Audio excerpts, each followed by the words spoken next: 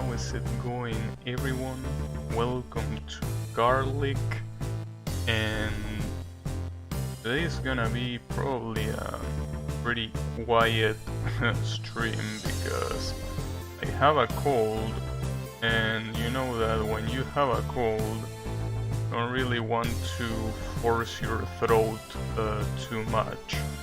So hopefully you can still hear what I say, but you know, if you don't, please understand that I do what I can. In fact, I think I have to even decrease the volume of the game for myself, because otherwise it will be too loud for my now sensitive ears.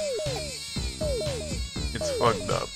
I don't remember if I did any like platforming game like this while having a cold, because it's probably a very bad idea, you know. Because obviously when you have a cold, it's not just the fact that your throat and your nose is sore, but also you kinda get weakened in a more complete way, you know. So, you know, hopefully my performance is not too bad, but I think it should be fine.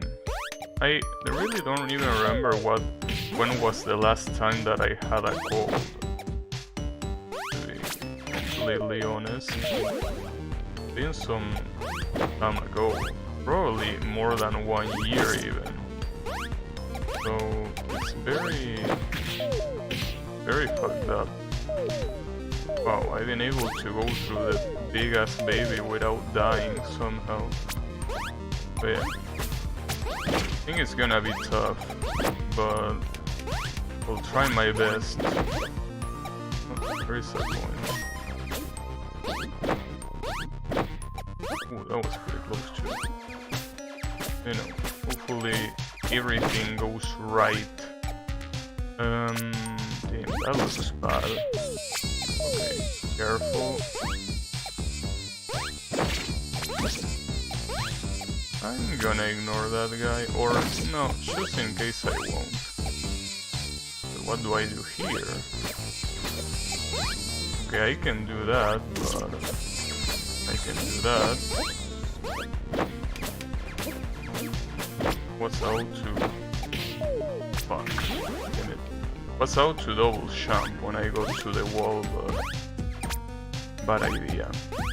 Because there is no double jump. But you know... I completely forgot the sensation of having your throat to be completely sore. That sensation sucks so much.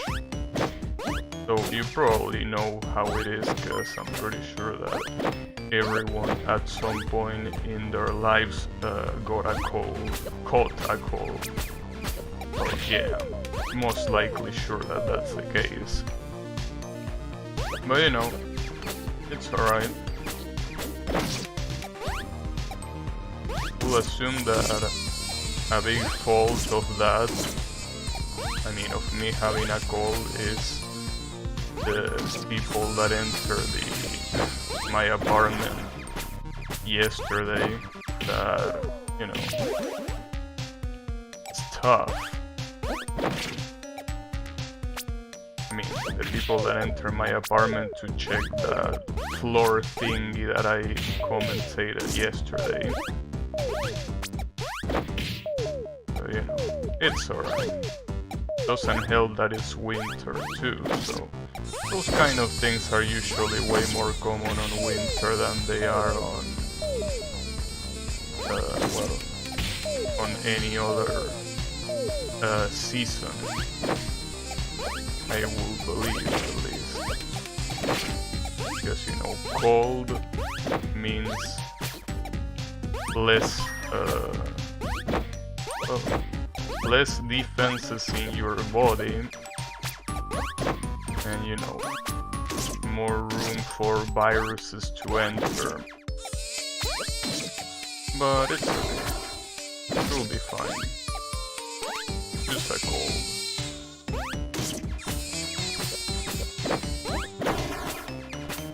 Also, which way do I go here? Do I go left or do I go up? I can't believe that I'm dying literally the same way so many times in a row. Because of that asshole. He's in such a fucked up position. But it's okay. Also, this baby, I get that he's big, but I feel like his hitbox is even bigger than his sprite. And his sprite, as you can see, is already quite big. But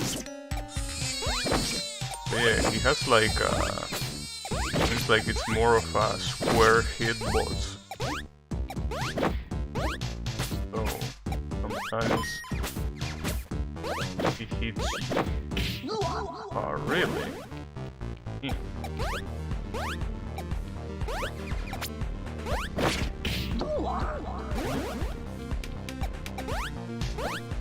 I gotta say that I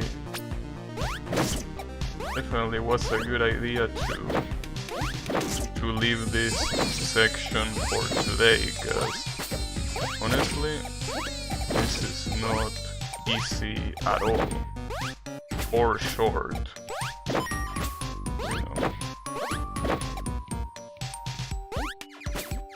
Also, I really hope that the gamepad doesn't fail today again, but it seems that the issue with the gamepad that, I mean, I've been having all this time, the issue is that the part that goes connected to the USB port on the computer, that, I mean, the USB connector,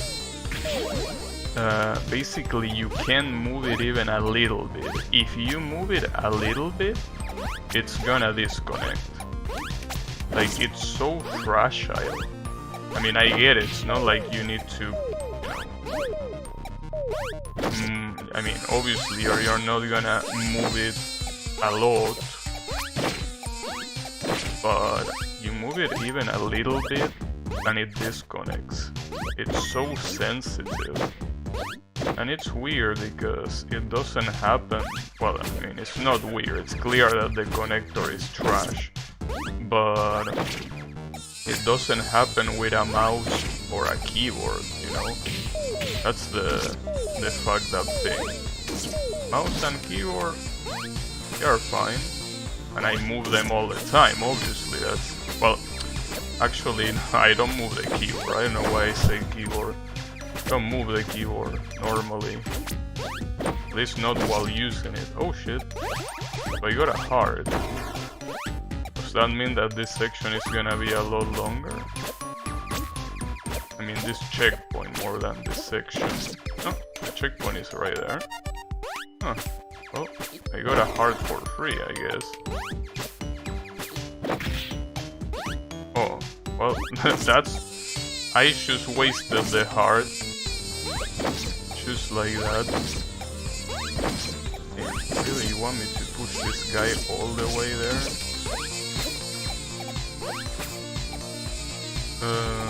Up? Yeah, that works. Careful with this guy. Yeah, that was bound to happen. Nice. Careful with the spikes. That's a problem. Also, wait, let me check. I want to see how OBS, I didn't actually check this, but I want to see how OBS captures my voice when I speak this quietly. It's fine, I mean, shouldn't be a problem, but you know, sometimes I usually try to speak louder.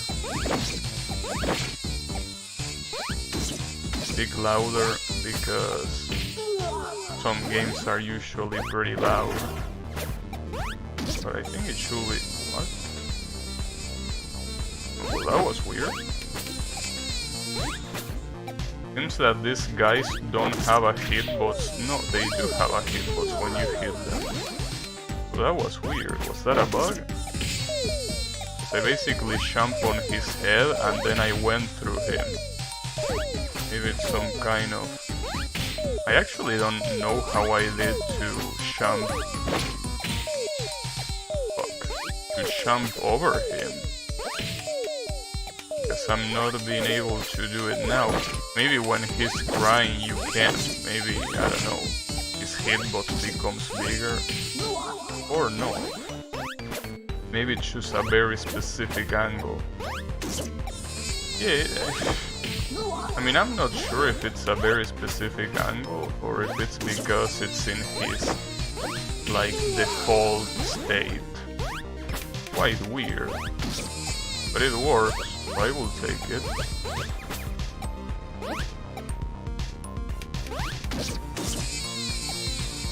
I will definitely take it.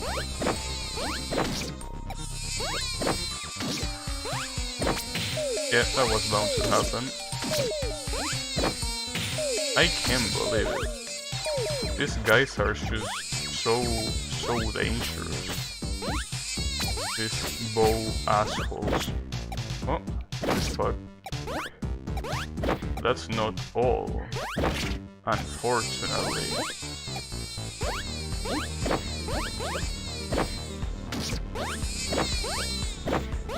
Oh, that counts. Damn, what the hell? Do I have to jump over this guy, or is a dash gonna be enough? No, a dash is gonna be enough. Nice, gets it, finally.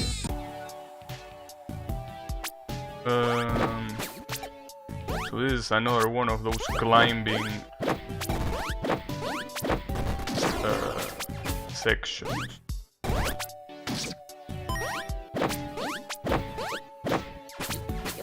Damn.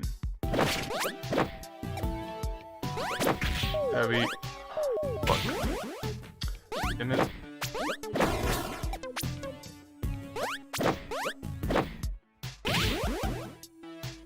Gonna be a problem with so many of these little angels. So many of these little angels. Damn, double KO. Good shit. Very good shit.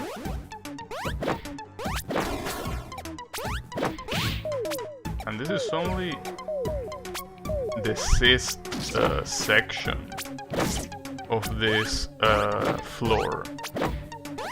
But I still don't know if it's appropriate to call it floor, because I mean,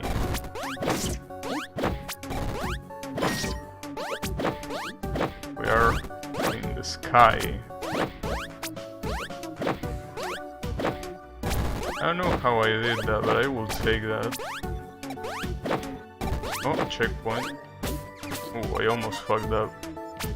For some reason I thought that the cloud was a solid platform. But it isn't. And sometimes I am surprised at how you don't die. Like, sometimes it looks like you should definitely die so much, but you don't. Quite crazy. Because of the way that how the mechanics work, basically.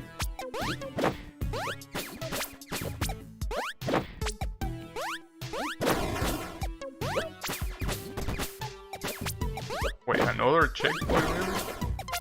That's weird, because that previous checkpoint wasn't really that long. There's also a heart. I don't know if the hearts are a one-time thing only. Well, we're about to find out, because I just lost the heart that I picked up. Let's see. One-time only thing? Or are they gonna respawn after a death? gonna be hard if I can go back. Oh, they respawn. I still find them very... Well, obviously I'm assuming that they are useless for a casual playthrough. You do a casual playthrough, a lot of those mechanics seem completely useless, but in reality, I think that they are there more for, as I say yesterday, speedrunners and people that, you know, try to go for no deaths or stuff like that. Which is the reason why I'm very curious to see what the achievements for this game are. Oh, that was crazy.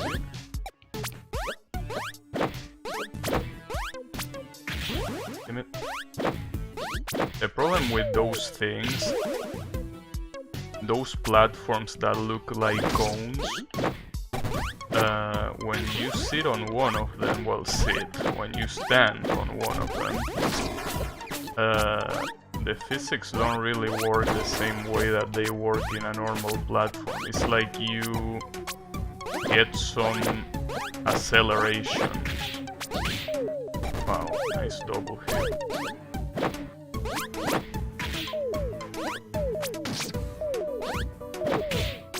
Jesus. But yeah, basically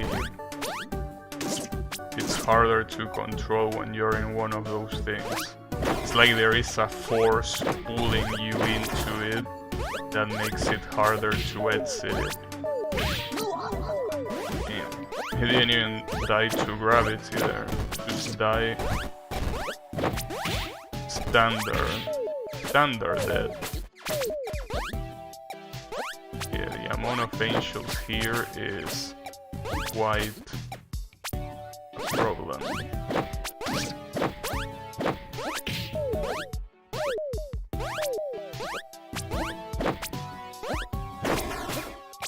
So that was bad, but I'm still alive, so I'll say that it wasn't that bad.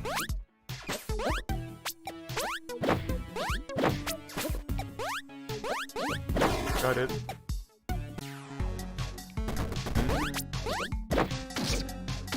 This is gonna be one of those, isn't it? One of those where the air time is gonna be so long. In fact, I wouldn't be surprised if the next platform, the next normal platform... Oh, never mind, the next normal platform is one of those cones, which is not really a normal platform.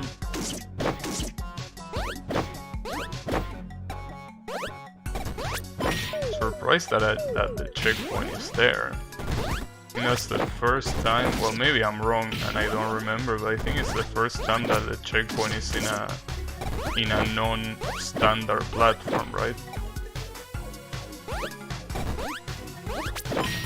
Nice. Oh, I'm still alive. At least I got the coin. Wow.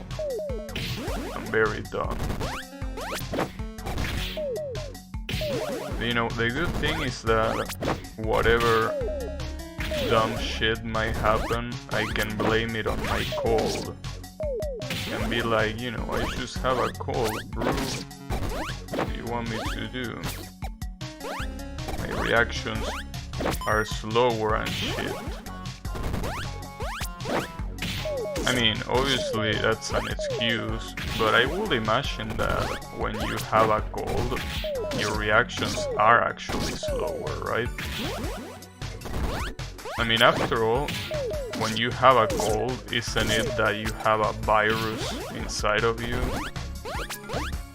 Albeit a very weak one, but I mean, still a virus, right? I will imagine that the body is not really comfortable and it's not operating at full potential, you know. Though I assume that the worst part of this call is not gonna be the reaction time, precisely, but rather my throat. Like, I'm still somehow able to talk today, but I wouldn't be surprised if tomorrow my voice was completely gone. That's probably what's gonna happen. Like, tomorrow, I'm almost sure that my voice is gonna be absolutely gone. But, you know, don't know that yet. It's pretty funny because calls usually evolve while you sleep. Because while you sleep is, well, it's when your defenses are at the lowest. That's when whatever virus is there starts doing nasty stuff. If you're trying to take a break, but you can't, but you need to. But it's okay. I mean, if anything, I could do a no voice stream, no commentary. That's funny because I never really done that. I mean, yes, I done that. That's like at the very beginning before I even had a camera. And well, before my actual first playthrough, that was Mega Man 11, I actually did stream without commentary when I played Osu. Didn't do it too much, but still there. I also can't believe that I don't remember what that second advantage on that continue screen was.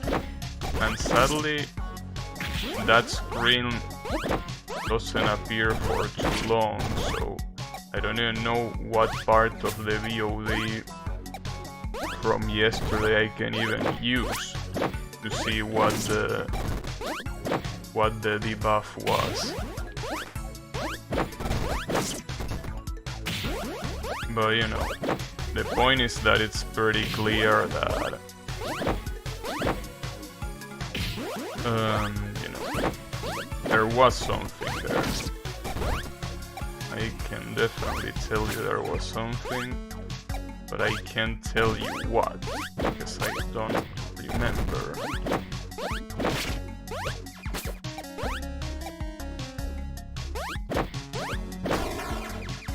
No, there's nothing on the bottom, so let's continue. Oh, what the? Oh, okay. I thought that was something else. Oh shit, are we gonna do some Danmaku? How do I shoot? What the hell? Got an achievement called Squid. For some reason I shoot with the dash button. Also, the squid has a life bar? No, that's the ammunition, right? Yeah, that's the ammunition.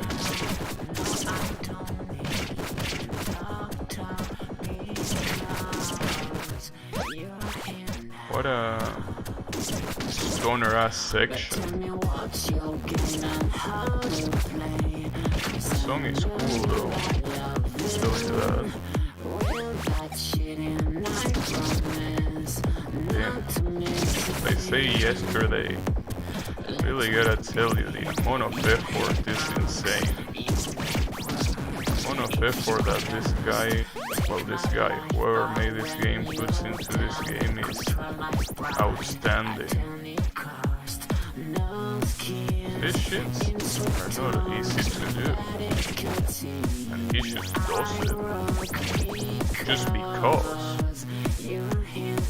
Like, he could have made the game 100% platforming, but he chose to have variety.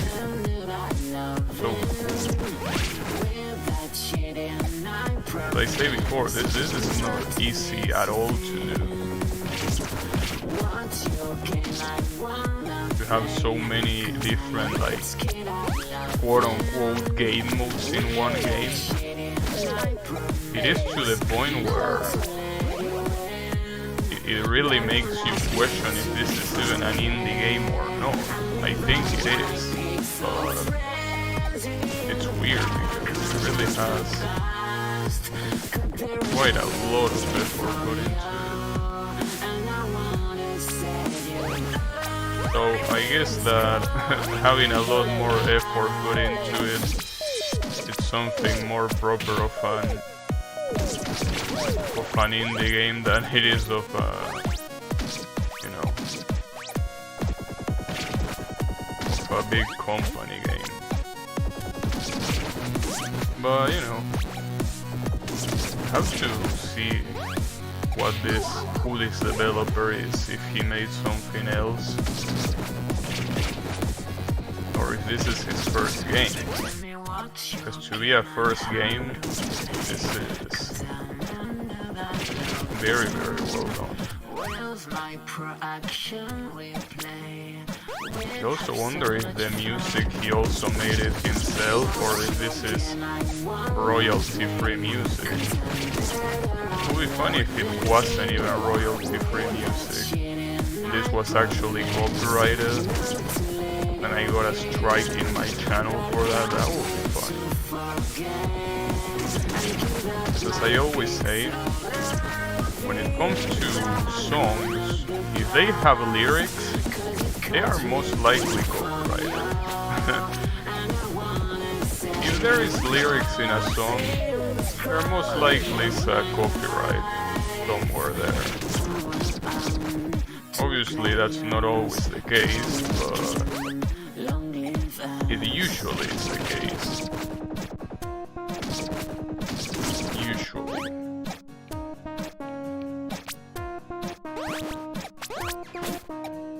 Also, I'm very close to the heart in that bar on the top right. I wonder if one more minigame is gonna be enough to reach it.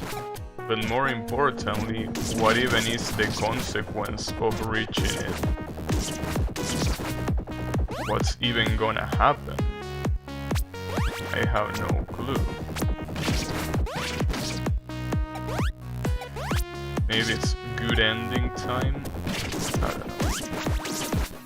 Oh shit, that was close. The biggest danger here are obviously the spikes, without a doubt. They are the only thing I'm pretty sure here that can insta-kill you. Might be mistaken, but I'm pretty sure it's the only thing here that has insta-kill properties. Oh, what's this?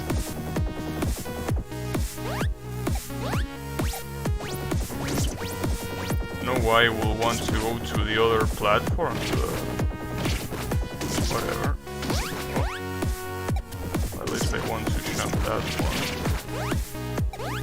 I'm running out of ammo. This ain't too good.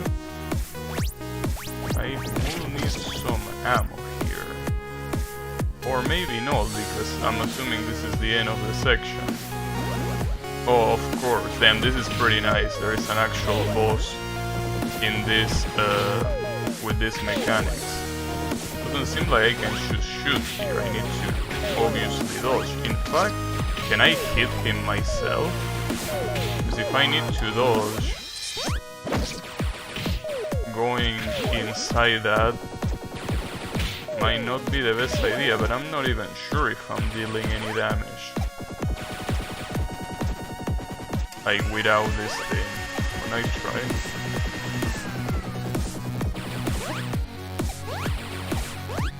Damn, the shots are very spread out. I also wonder if this ammo is gonna be enough.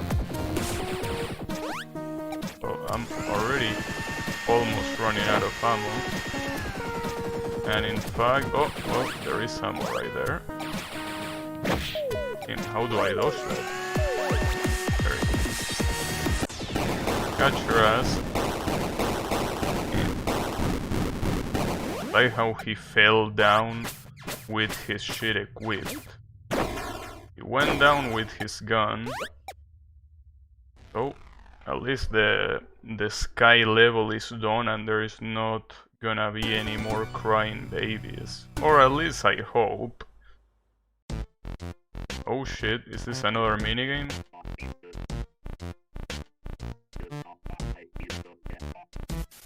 Huh? Yeah, it seems like it is. You are coming? What?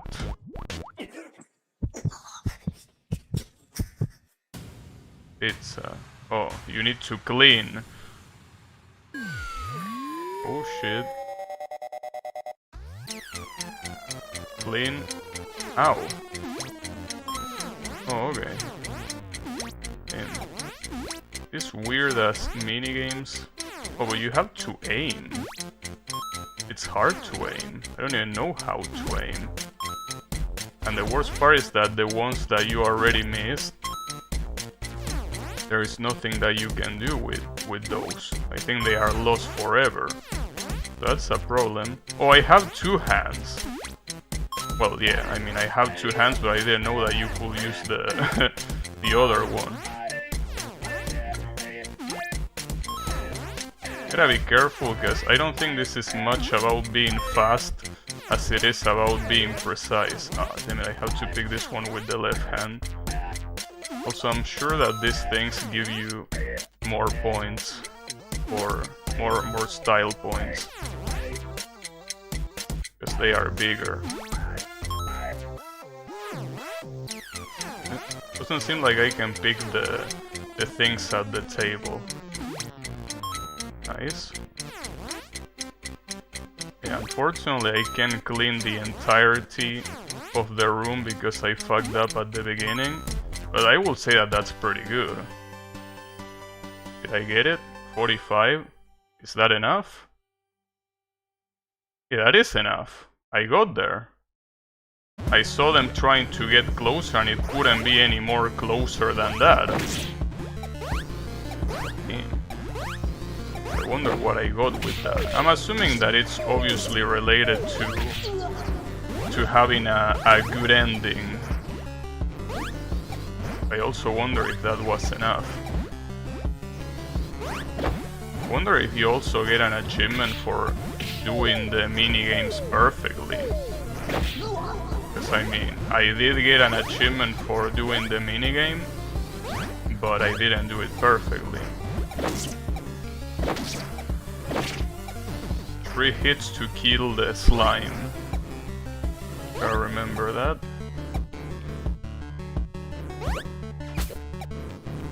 I don't know if I can kill that jellyfish looking thing.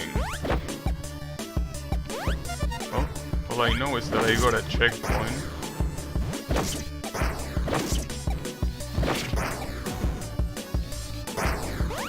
It's insane that out of all of the minigames, the hardest one was the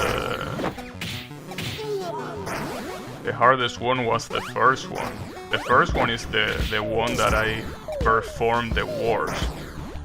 That's quite funny. So something that I gotta take into account is that on those minigames you can also lose, like you can just get love, but you can also lose it. So I'm pretty sure that right now I might have the maximum amount of love, but it has to be, you know, protected. I have to protect the love. If I don't protect it, it's probably gonna get subtracted. I don't know how many other minigames there is gonna be, because I don't even know how many levels there is gonna be. Hopefully not many. I don't wanna lose my very hard effort. Because I mean, after all, it seems that those minigames can only be played at the specific spots where they appear. Like, it's not like you can retry them any times you want. You miss the opportunity, well, get fucked. No other way to redeem yourself. Well, at least so far. Maybe once you beat the game, you will get a a special stage selection, like how you do in, for example, Sonic Heroes. In that game, if you beat the game, well, if you beat the game, if you unlock the special stages, even if you do them badly, you already unlock them in a mode where you can choose play them whenever you want. You don't even need to unlock them again. And that counts for the base game, so basically you can collect all of the Chaos Emeralds, even if you weren't able to properly do it, you know. How the fuck am I supposed to do this, by the way? I don't think I can get... Oh, never mind, I can. Now we get electrocuted garlic, of course, that's my favorite. How is it going, Yannick? Hopefully you can hear me, because as you can see, I'm speaking a little bit quiet because, as I said, I have a cold. I can't really speak any louder than this. Well, I mean, I can, but it's probably not a good idea. So hopefully you can still hear me. Yeah. It's been so long since I had a cold, and I can guarantee you that it still sucks as much as I remember. It really does. But it's okay. It's just a matter of resisting. After all, colds only last a week. So I just need to resist for a week, and it should be fine. It should go away. How did you even catch a cold? Well, I assume that it's a combination of factors. First of all, remember that yesterday that thing with my floor happened? Well, first of all, I got extremely nervous while it was happening. That's already something that, if I'm not mistaken, getting nervous lowers your defenses by default. I'm not sure, but I think it's something like that. Second of all, multiple people came here to check what was going on until they were able to figure out that it was just the tiles of the floor breaking instead of anything worse. And third, obviously while all of this was happening, the door of the apartment was open, so a lot of cold air entered. So I will assume that a combination of those three factors did that, probably. It's a shame, but you know, it's the way it is. Obviously, we are also in winter, or however you say that, but yeah. We are in a season that usually you're pretty prone to catch colds, unfortunately. A lot of people here call winter the season of colds, right? Colds as in, you know, the flu. But it's okay. Shouldn't be a problem. Well, I mean, it shouldn't be more of a problem than it already is, so... yeah.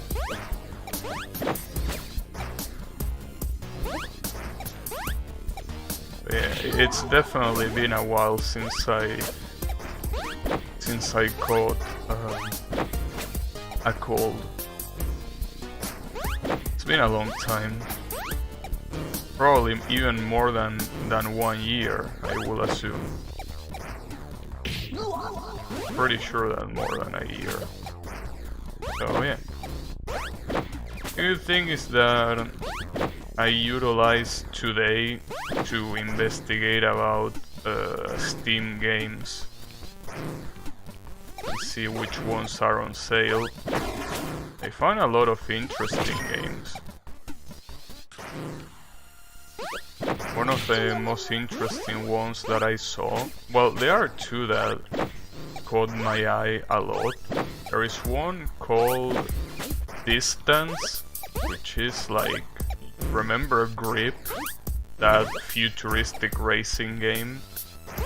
well, it's kind of like Grip, but like more oriented towards the psychedelic aspect instead of futuristic aspect. And then there is another game called Downfall, which is a roguelike where you constantly fall, as the name will suggest. And basically what you need to do is to, well, fall without dying. Seems fun, and it's very cheap too. So we'll assume that it's a good idea, or at least I hope, obviously. Oh, careful there. This thing loops, that's Hey Riemann, how is it going? What happened? You don't like Downfall? What's wrong with Downfall? Is it a bad game?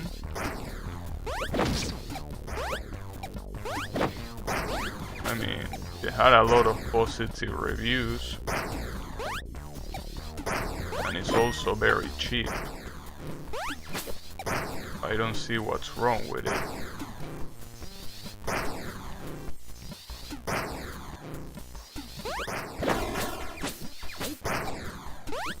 They're like saying fuck you as a greeting. Oh, I see. Well, maybe that's how they say hello in Russian. I mean, maybe. You never know. Oh, that was fucked up.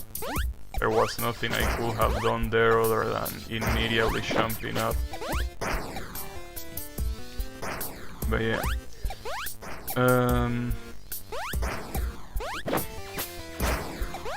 Yeah, those two games basically caught my eye a lot.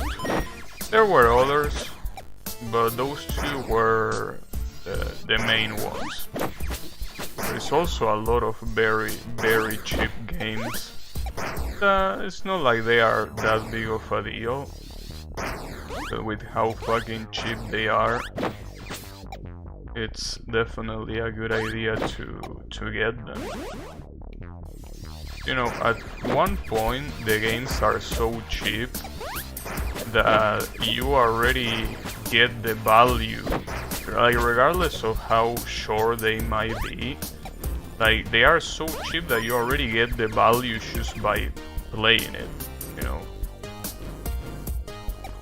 Even if it's only for 3 hours, it's so fucking cheap that I consider the value achieved, you know. Well, for Mirror is a very good example of a game that is extremely cheap and that at the same time has a lot of value. Well, in fact, that one is a very particular example because if you beat everything, that has like 15 hours of playtime for such a fucking cheap price. Plus additional sessions, if you catch my drift. But yeah, you can't forget about Mirror. Obviously, more than recommended for anyone that still doesn't have it. It's on sale right now. Very, very cheap, and you will get a lot from it. Disgusting. Yeah, I know, right? Yami prefers things like Koikatsu. He doesn't fuck around with pleb shit like Mirror. No, he goes all the way. How is it going, Yami?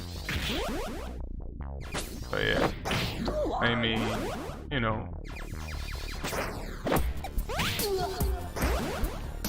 I do agree that obviously it's very hard to compare Koikatsu with Mirror, but you also gotta mind the price. Koikatsu is not a cheap game, you know. Koikatsu definitely is not a cheap game at all, but Mirror is extremely cheap. So that's where the difference resides, you know?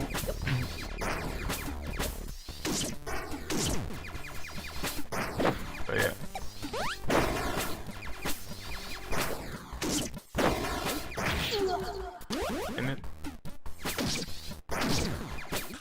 Still haven't finished Mirror? Damn, what gives? What stories haven't you done? Or maybe a better question is, what stories have you done? Depending on how much, well, you done. Which are the... What's your completion like?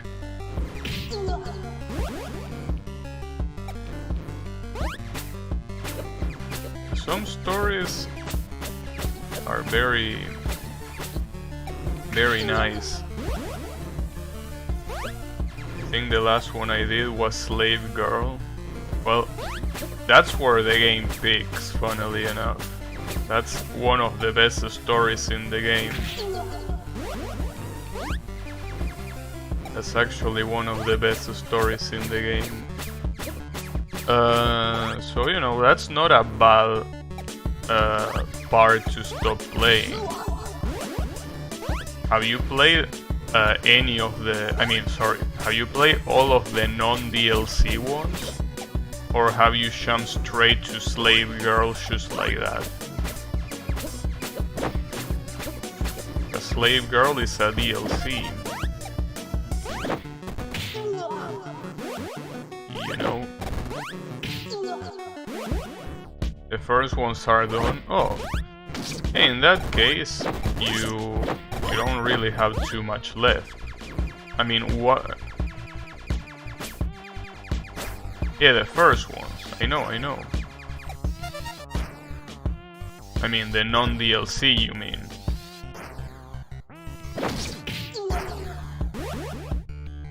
They are 8 in total, if I'm not mistaken. Do you do all of them? All of the 8 ones? Or did I misunderstand?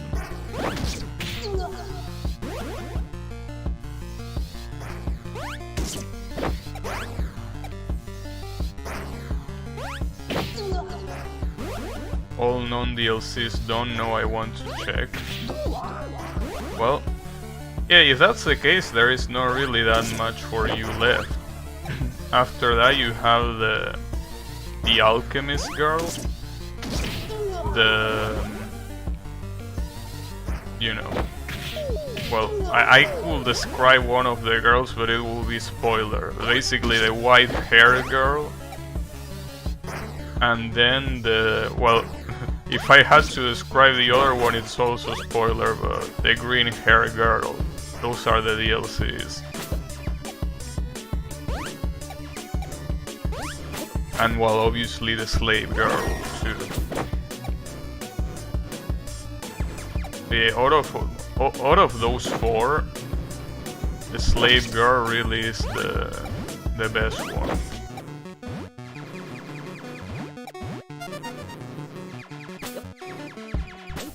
And I know that for anyone that has not played Mirror, that sounds very fucked up, right? And like, what you mean that the best story is the one with a slave girl? You know, the whole point of the story is about breaking that, not continuing it. But yeah. Definitely the best one.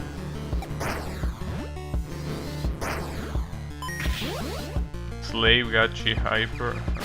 Well, see, the problem is that it's a girl, so Gachi doesn't apply here. But you know, it's alright.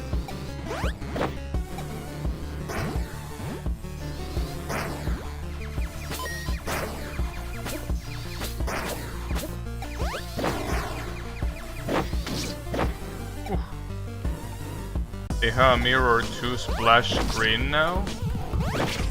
What you mean a splash screen? Didn't that project get abandoned? Like, I was pretty sure that that project got completely abandoned, right? Or am I wrong? Maybe I'm wrong, but I was sure that it actually got abandoned. Wait, I want to check something just in case, because it looks very suspicious to me. Oh, never mind. I thought that maybe the fitting him on the left side will do something different, but it doesn't seem like it does. Like the hand still points to the right anyway, so doesn't seem like the fitting him in a specific direction does anything special. When you just open the game, you get an ad-like screen. Wait, what you mean when you just open the game? Because wait, Mirror 2 already has a beta? Because last time I checked it, it wasn't even a... Like, it was an idea, it had a trailer, but it didn't have any playable version. Are you telling me that Mirror 2 has a playable version now? That will be interesting.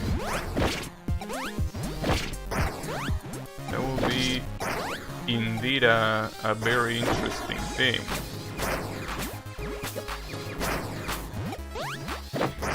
Oh, fuck. But yeah. Because as far as I know, when they did a Kickstarter, it failed. So now,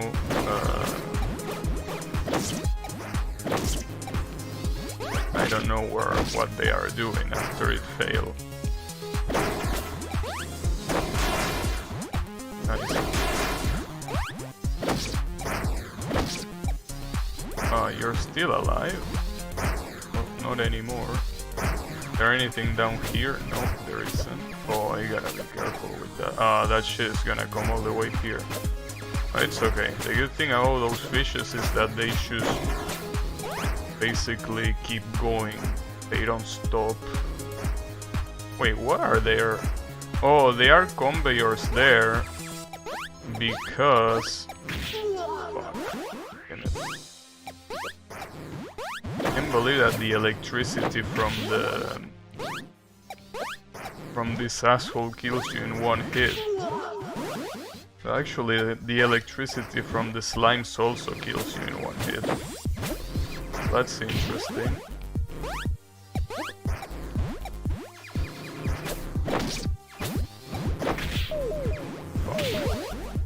It says Mirror 2 2021 4-quarter early access. Really?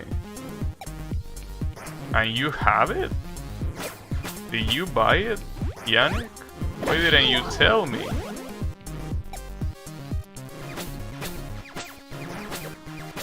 Oh, you mean... No, I understand what you mean. You mean that you open regular Mirror and you got an ad for Mirror 2. Okay, I understand now. Thanks. Yeah, I gotcha. Well, that's interesting. Well, I'm very interested. I would be lying if I said I wasn't. I wonder how much it's worth. Oh, that was very close. I'm definitely interested in that early access. I mean, after all, even if the game doesn't go anywhere, I think that just having the material that they showed in the trailers is good enough. Kinda like, you know, Little Witch Nobita. That game is also in early access now for like 1.5 years. I think, I'm not sure exactly for how much. And even if that game ends up not going anywhere, even the content that is available right now, it's already worth the price that they were asking for, so, you know, fuck me. Damn it. Oh yeah. Oh, I'm still alive. That's interesting. No. Ah, fuck. There you go. Okay, that doesn't hit me. Nice. What's in here? This looks dangerous. Oh, well, I'm surprised I didn't die there. Well, there is a checkpoint here, but is there anything down here? Oh, where will I ever go down here? Am I missing something? Is there any reason to choose going down here instead of up?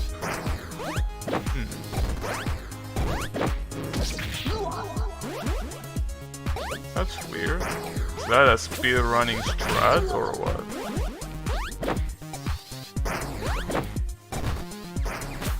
It also, when there are areas like this that have a lot of space, you want to check on the bottom if there's any coin that I might miss. Well, any coin or any secret. Doesn't seem like it's the case here though.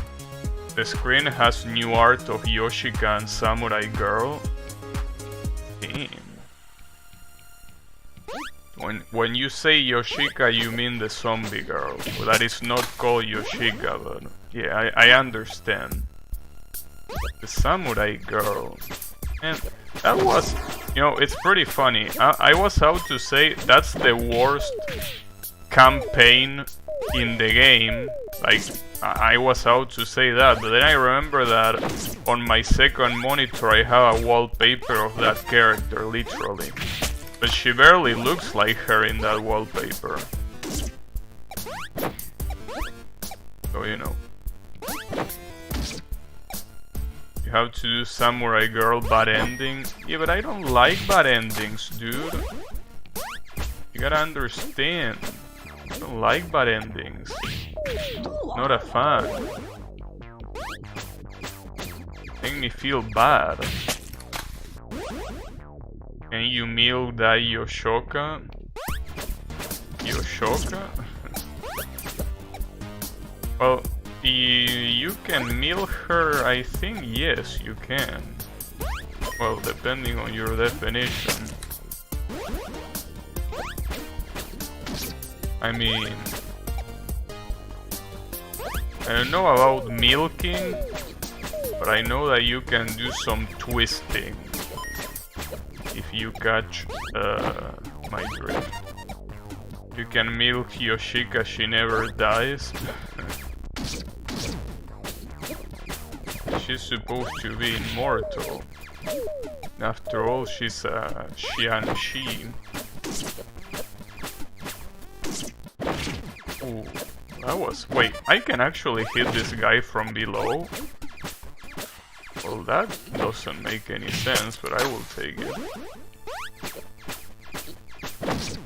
I obviously will take it. Or maybe not. No, maybe that one I was very far. No, I wasn't. Wait. How the fuck does that work? Can I do it or can I not do it? Is more of an immortal than Moko and Kaguya? I'm not sure about that though. I'm pretty sure that Xiangxis, when you remove the amulet, they go back at what they do best, which is being dead. Well, the amulet or whatever magic is controlling them. But, you know, I mean, I don't have a Xiangxi with me, so I wouldn't be able to confirm. But, you know. Damn it. Oh, at least you're dead. Nice. Get out of here. I'm almost getting to the end of this floor. This floor was more or less short. Well, I say that, but there's still 2 more sections in it. Maybe I'm gonna regret saying that.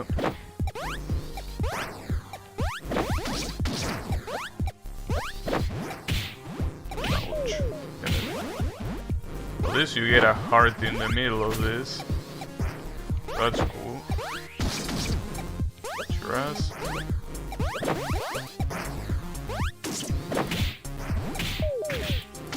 Jesus, I'm still alive. You kill Yoshika and steal timeout? We'll say that. You can only time her out. Yeah. You might be right there. Checkpoint. Another heart? Well, the heart didn't really help me there.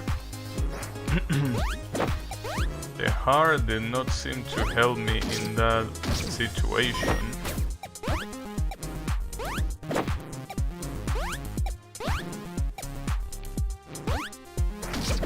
What the hell? Damn, that was fucked up.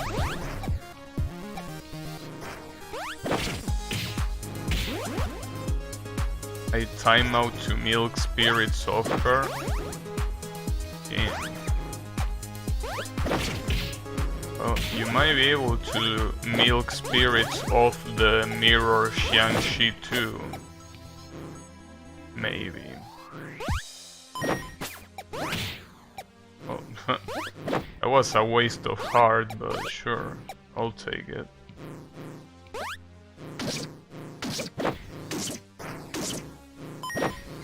Ooh, that was close.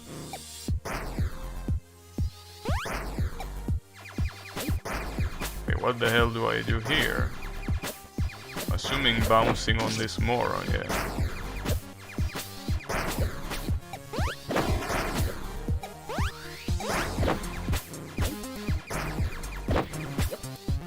Ah, that's a shame. Soon miss the opportunity to make Moko and Kaguya Force pacifist? Damn. They definitely did not, I will say. How is it going, Kael? Damn, deserve the chair? That's fucked up. Maybe. Also, give me a second, because you know, when you have a cold,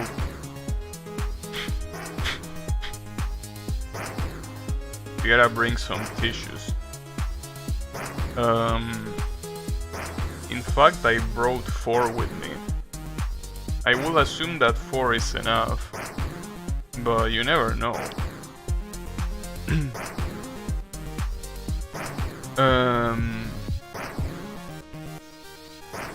The president chair. The president chair for pacifist players. That reminds me. You know, there is a meme image. You know, the one that I think the penguin from. I think the movie was called Madagascar, right? And there is a penguin handling a plate. I don't know if it's the penguin from that movie, but basically the image says, you know, you drop this or here, take this thing, right? And one of them is, here, your crown, king. Are you saying that that's what pacifist players are? They deserve the crown? What the hell is a sop? What? Gonna have a sopai? I don't know what that is. Is that a Chilean food? I have no idea what that is. Your score is too low for that.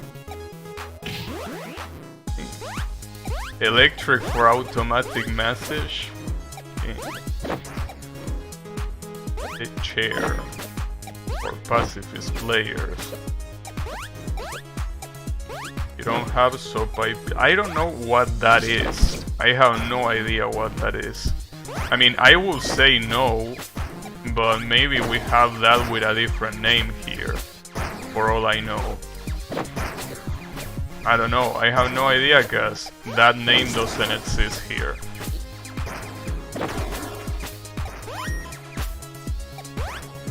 You suck of cocks. Oh, palta, we do have that, but why don't you describe what it is, so I can tell you if it exists or not, instead of speaking Chilean. Because maybe we do.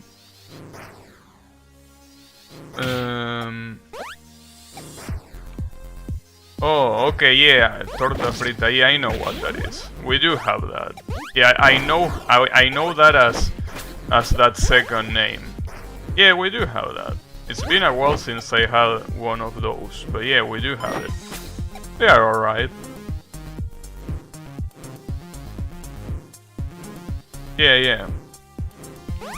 Yeah, we have that. You only dodge if you are too bad to kill enemies and control screen. Maybe. You only kill enemies if you are too bad to dodge. Press space for emotes? I don't know. I have no idea how it works. Well, I mean, see, here's the thing. Wait. Sorry. My bad. Yeah. This is bound to happen, you know. That's just bound to happen, but it's okay, don't worry about it. We have it under control. For now. You only dodge when your shot is trash. Takuyabi shots. Oh shit. Speaking of trash, this thing disconnected as it's usual. Damn it. That sucks, but it's okay, it's back up. Well, back up, I mean, it's back to functioning again.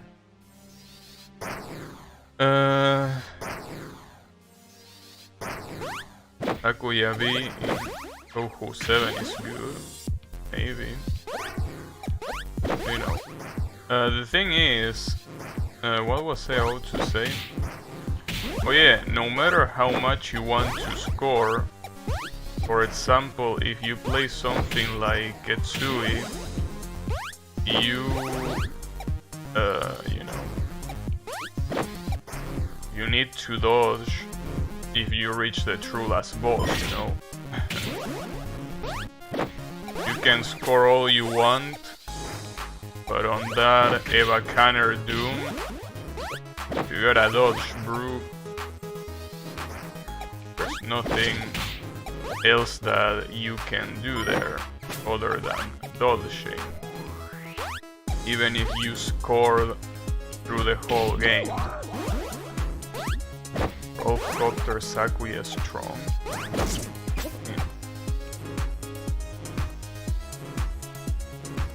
I don't know what is Rolf Copter Sakuya, but it sounds fun.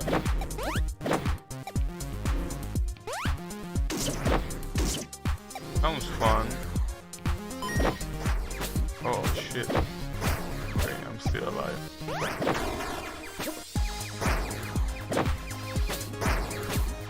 PCB Sakubi, UM Sakuya.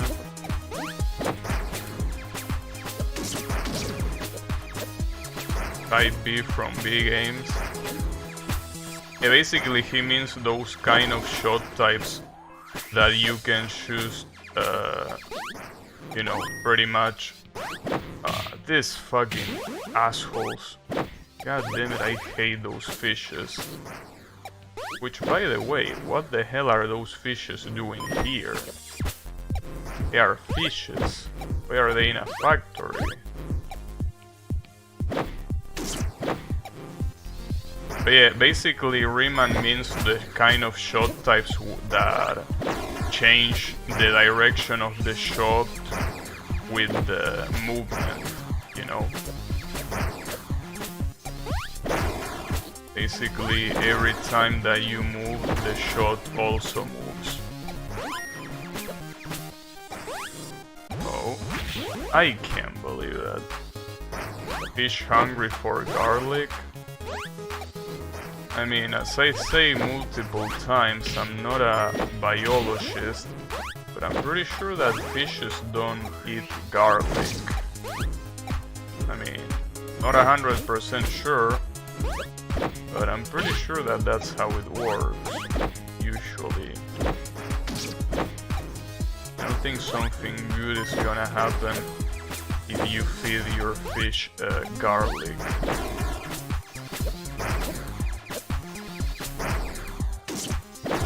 POFB Sakuya is strong. I don't know. I don't know if it's strong for PvP.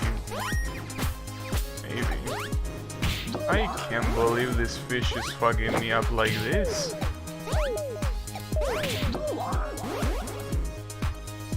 Some fish eat alga. Yeah, I know that. But alga is not the same as garlic, you know? I mean, garlic is something that, if I'm not mistaken, doesn't grow under the sea.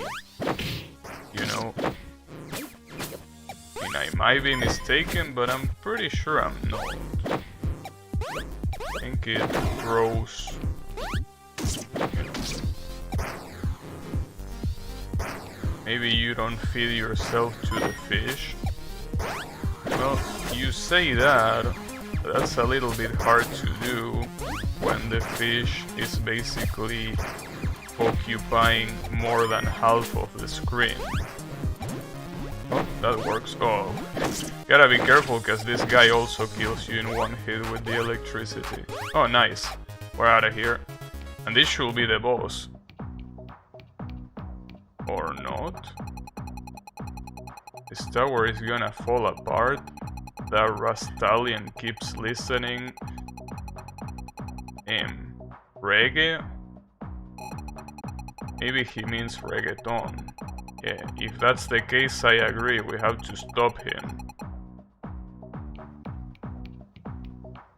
But you know. Oh, what the hell? What the hell am I looking at? What is that?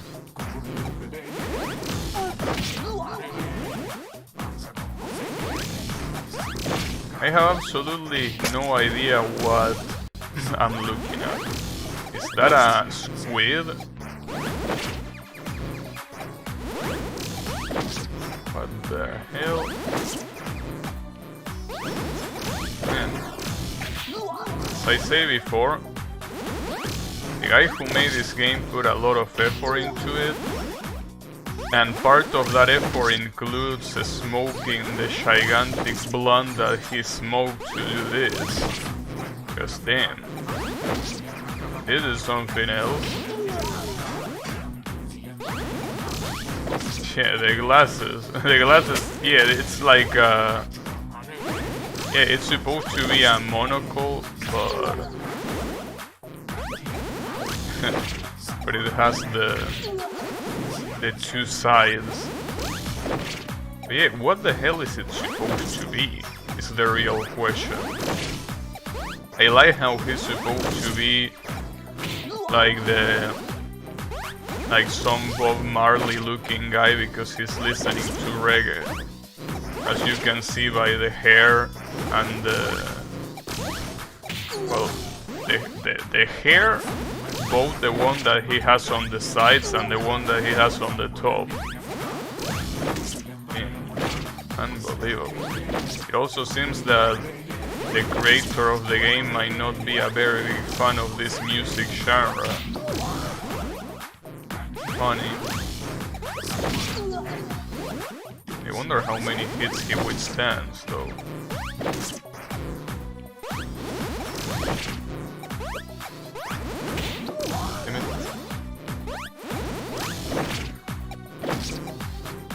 They kill you? Well, basically here, anything that has the ability to hit you is enough to kill you. Anything. Like basically, if you get squished, if you get electrocuted by the walls or if you get electrocuted by the boss. Anything, it's a one-hit kill. Anything in here, it's a one-hit kill. But I'm pretty sure that when I hit the boss, he doesn't fire anything. Like, he works like the previous bosses that when he gets hit, he doesn't do anything else, leading to that. Garlic is pretty fragile. Seems to be the case. Oh shit, what's this? That's the first time that I see that statue. Are we reaching the end, or is that statue purely there for cosmetic reasons? The Biolab. Damn. Are we going to do some Ragnarok Online shit?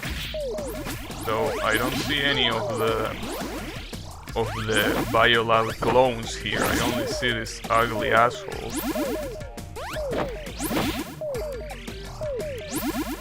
Yeah, Biolab, dude. Can you believe that? The real question is how the fuck do I do this? Well, there is something that I can do. Yeah, this. I forgot that this was a mechanic. Nice. That was cool. Basically, every time that you dash into a wall, you can do one of those things. And it basically allows you to just keep jumping. So here, it's synchronized in a very weird way because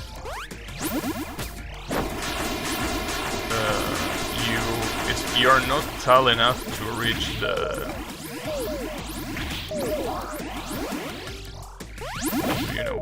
the top without dying. The place I never got strong enough for even playing the game for years. Yeah, I also never got strong enough for that. I mean, I could heal at Bio 2, but Bio 3 I could never do it, and obviously much less Bio 4. Though I'm pretty sure that Bio 3 is harder than Bio 4. But I wouldn't be able to tell you because I was never able to survive a very long time inside of that dungeon. So yeah, I wouldn't be completely sure about it. But yeah, I mean, it's still pretty cool. Basically because you need such a strong body to be there. Like, you definitely need something that basically everyone in the party is constantly paying attention, constantly listening to what the other party members say. So it obviously needs a lot of teamwork. I mean, obviously there is also a lot of people that have godly equipment that can basically just solo the place. But, you know, I don't count those people. Because those are usually people that pay. And people that pay, you know, they play a different game, I feel. But yeah, basically, it's nice when, you know, a dungeon in Ragnarok Online requires a lot of teamwork. Yeah, or bots. You could have bots too. But yeah, basically, you know, the important part is, I mean, I remember in the pre-renewal, like before the renewal came, a lot of dungeons were very engaging to do in parties. In fact, I will say that, I mean, most dungeons were like that. Well, most of the hard dungeons, right? Like, for example, I remember pre-renewal, we usually had bodies to go to Thor or, you know, Morok. Those two places were very hard usually because most of the monsters could kill a normal character in 2 hits. So you really needed to not only know your shit, like you needed to know how to play, but you also needed to do very heavy teamwork. So basically the bodies that you do there were so much fun. But unfortunately when renewal came, those things pretty much died out. And it's a shame. It's a shame because, you know, they were so much fun. But with renewal, a lot of the places that were insanely challenging before became pretty much a joke. Obviously, there are still parties that are specifically designed for, you know, specific dungeons that were designed to be made with big bodies. But those were very good.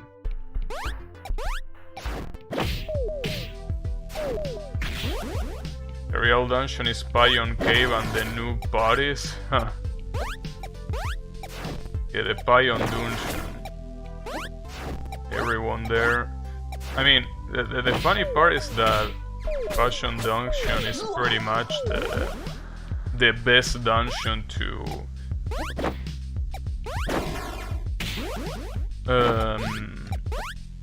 train as a new character. Like the ratio between, you know, the speed where you kill the enemies and the experience that they give, like it's unparalleled in the whole game.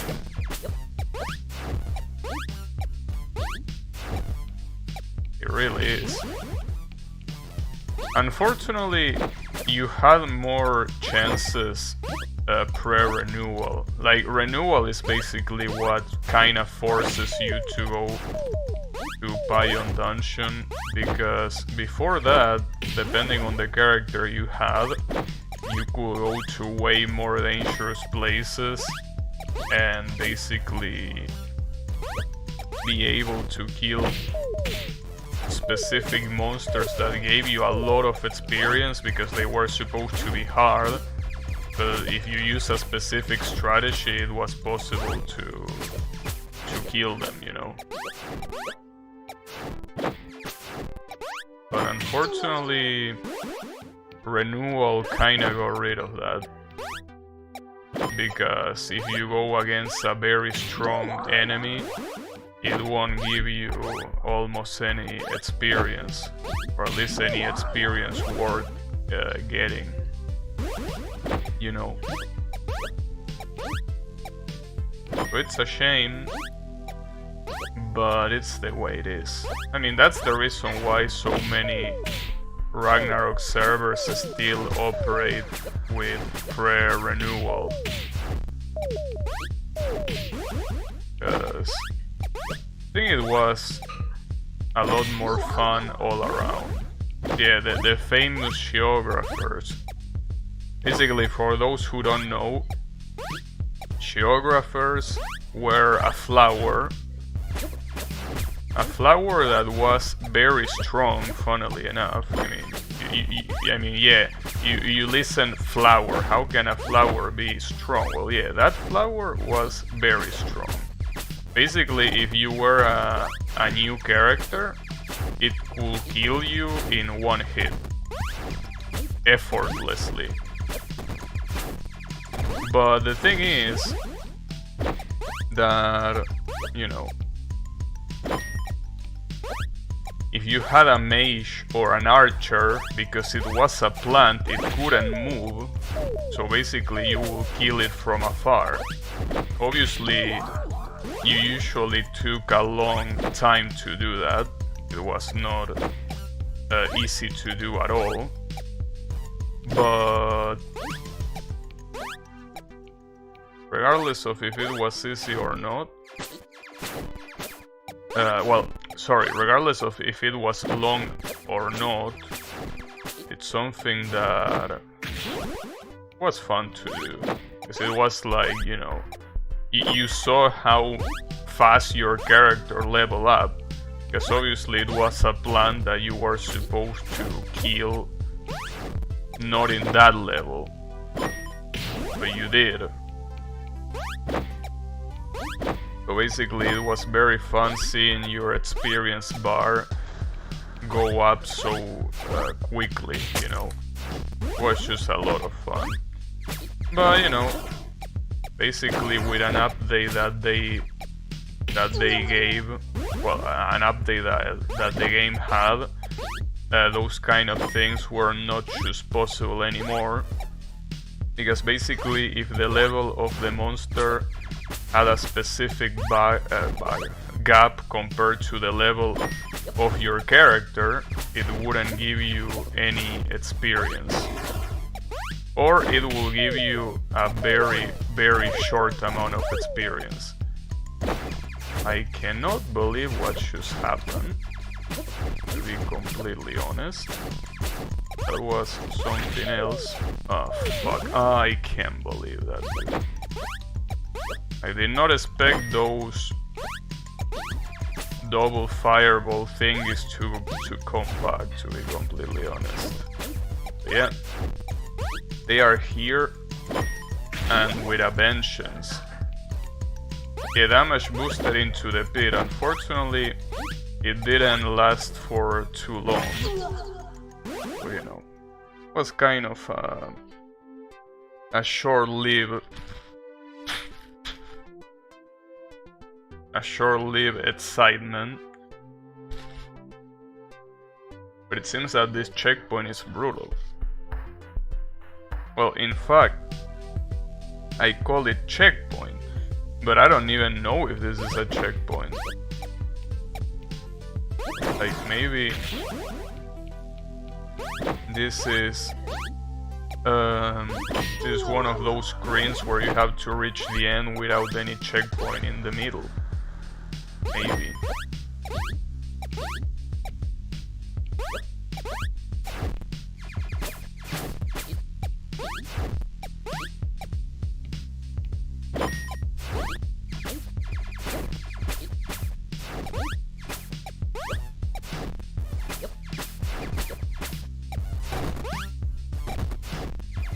I gotta say that it's pretty hard to get past the first one of those things. Once you do that, it's easy, but getting past the other one, kind of an issue. Okay, I can chill here. I can also chill in the bottom. Yeah, I can chill in the bottom of the other one too. Just need to find the right timing. Oh shit, okay, maybe I shouldn't chill there.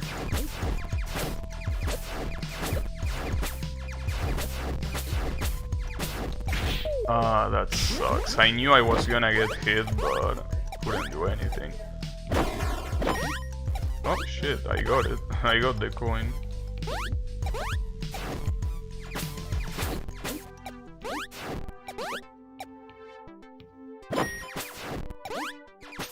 At least the timing for that coin is not as hard as I thought it was at the beginning.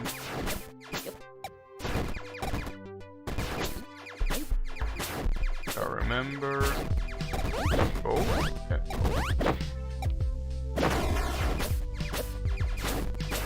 No, wait. Now. Go.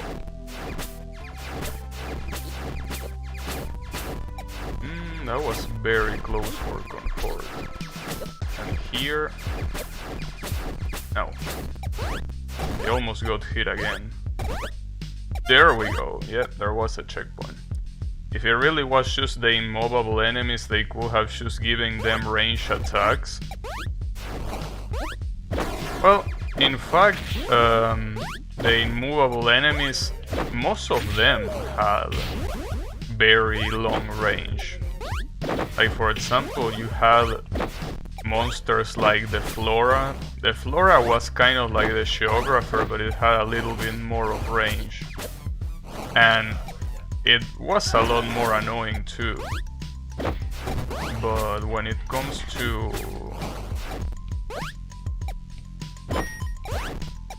immovable enemies, yeah, there were a lot, like for example the Parasite that, well actually no, the Parasite wasn't immovable, my bad. No, the Parasite could move. It had range attack, but it could move. Yeah. I guess I don't remember many unmovable enemies, because obviously, well, they could be exploited quite easily. So that's why I would assume that there weren't many of them in the first place.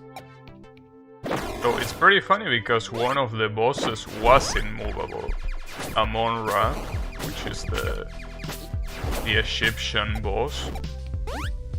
It was one of those bosses that was immovable. But well, I mean, obviously saying it like that seems like you could cheese him very easily. But then you remember that Amon-Ra had well, a meteor storm if you dare to get any close. It can still be cheese, but it's a little bit harder to cheese.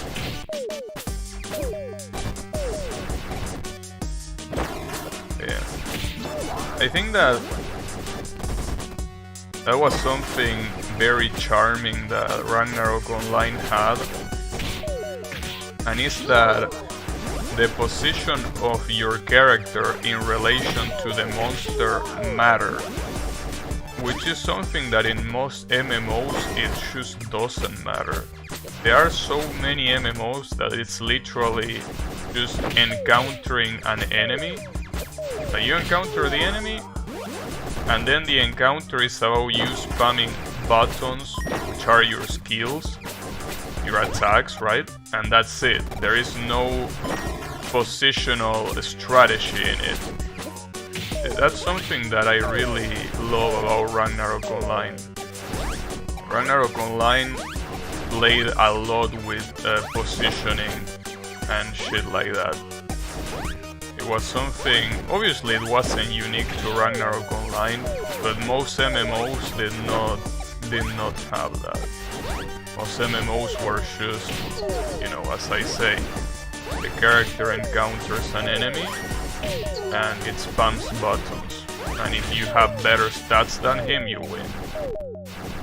I can only think of Geographers and the Wood Totem guys. Yeah, they were called Wooden General, I think it was the name. Yeah, those were a good idea, but I'm pretty sure they could still cast that stun curse on you. Like, well, I don't remember exactly what, but I'm pretty sure they could cast something from very far away, which was obviously quite bad. But I also remember them not giving you, obviously, anywhere like nearly as close experience as Geographers did. Oh, but if you want to see every immovable enemy in the game, you can just check. There is well, you probably already know this, but I'm just gonna tell you anyways, just in case. There is a webpage called raidmyserver.net. That webpage, you can look for monsters in its database very easily. That you can just choose, show me every immovable monster in the game, and you will have them there.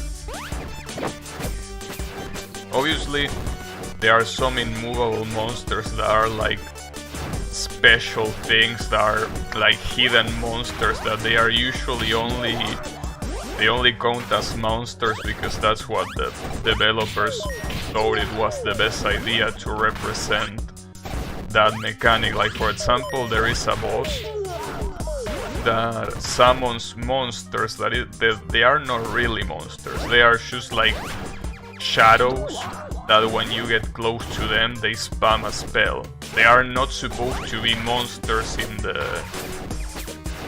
like the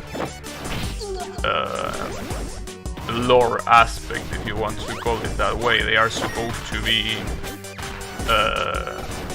attacks of the boss, but they handle it like that because of the limitations of the game. So you will find a lot of that, but if there is a checkbox that if you tick it, it says display only naturally spawn monsters. And well, obviously if you do that, you should get the results you want.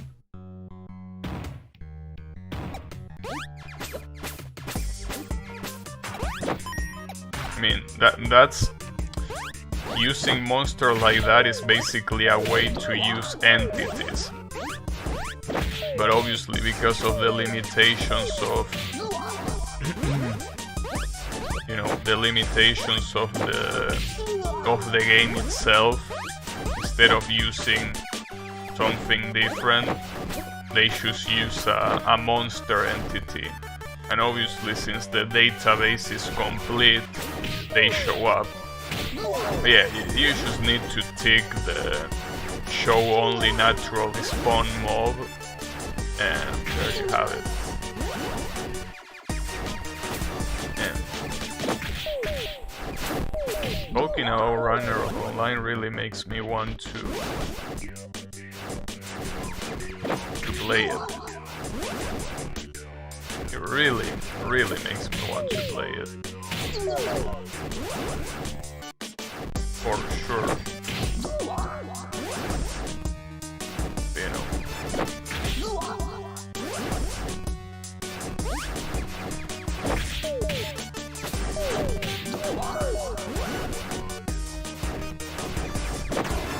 Problem is that, just like any other MMO,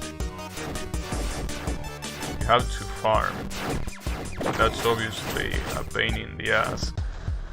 It's something that I definitely wouldn't do nowadays.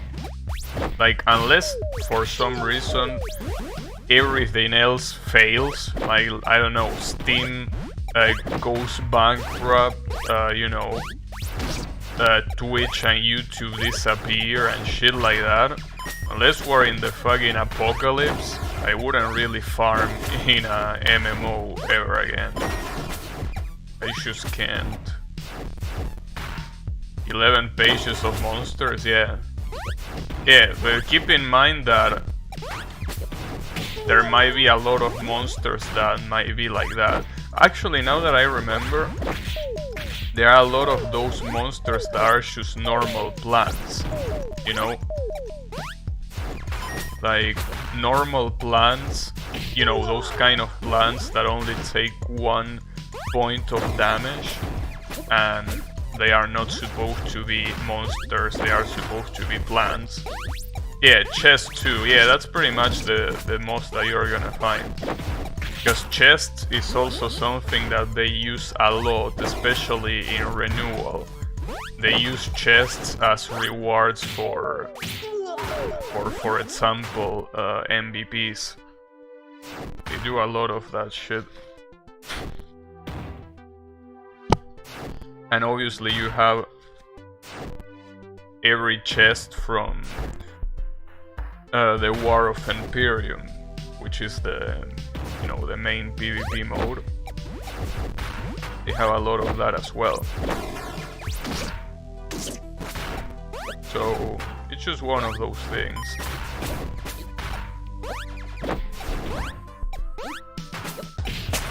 Just one of those things that, yeah, you're pretty much fine like filler. But yeah, there obviously aren't many unmovable monsters because, yeah, they usually are very easy to cheese. Of those, only 3 pages are aggressive. Oh yeah, you can also tick. You can tick to only show aggressive monsters,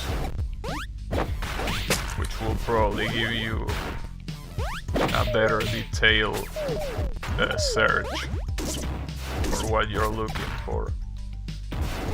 Yeah.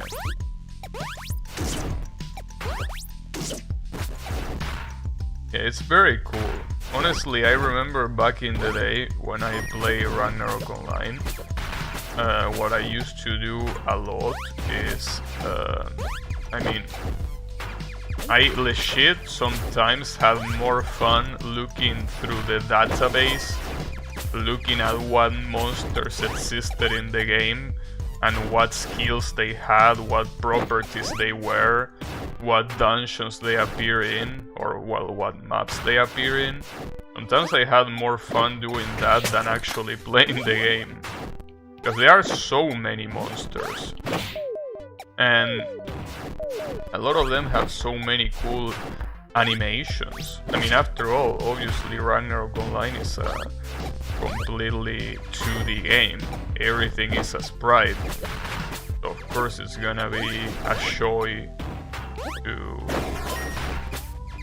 look at the animations of the monsters. But yeah. And obviously back then it also was pretty weak. Like, I have pretty weak characters, so obviously a lot of times the only way for me to see a monster is to see them in the database. That's the funny part. But yeah, back then I spent a lot of hours looking through the database. It's fun looking at expensive stuff you'll never get. Yeah, that too. Like, for example, MVP cards. I also love to look at that. It was like, damn, this MVP card does this. And it was especially funny when you look at an MVP card and it ends up being a fucking piece of shit, and you ask yourself, who the hell will use this? And it's an MVP card, like a boss card, something that it most likely is never gonna drop, and yet it's so shitty, like the effect that it gives. But you know, that's funny.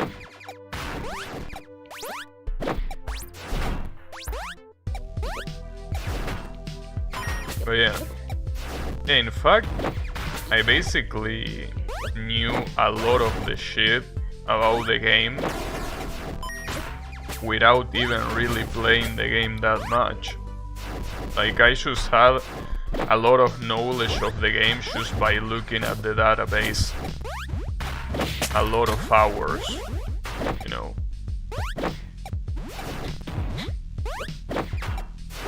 Really would like to know, I would love to know how many hours I spent looking through the database alone, because it's definitely not a short amount of hours, I can tell you that.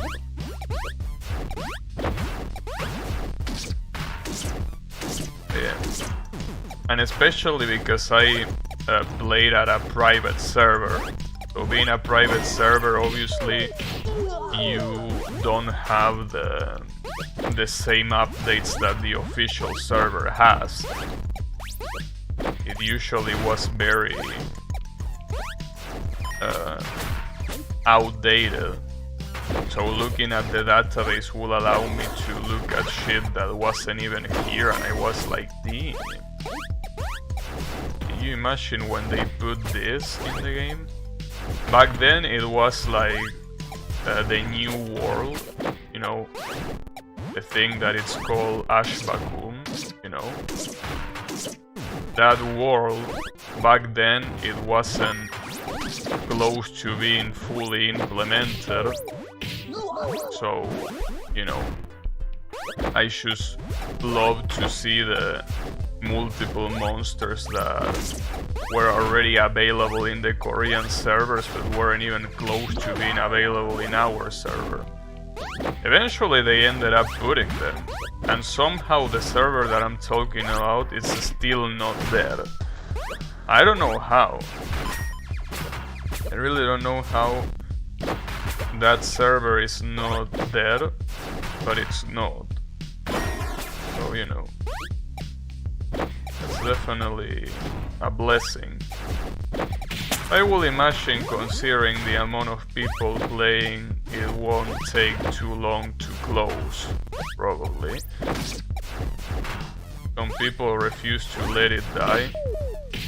I mean, but it's just like the people that, you know how in China there is a lot of people that still play KOF 97, and how well in Mexico they are still playing 98 and 2002. Just like that, it's one of those classic games that when you are comfortable with it, when you know how to play it, you just wanna keep playing it, you know. And most of the times learning a new game or shit like that is not very appealing. Especially keep in mind that most of those people that still play those games are in like their 30s minimum. So they don't have time to learn new games. They have time to play, but they don't have time to learn them. Those games aren't server based, so they can be replicated without end. Yeah, that's true. That is indeed true.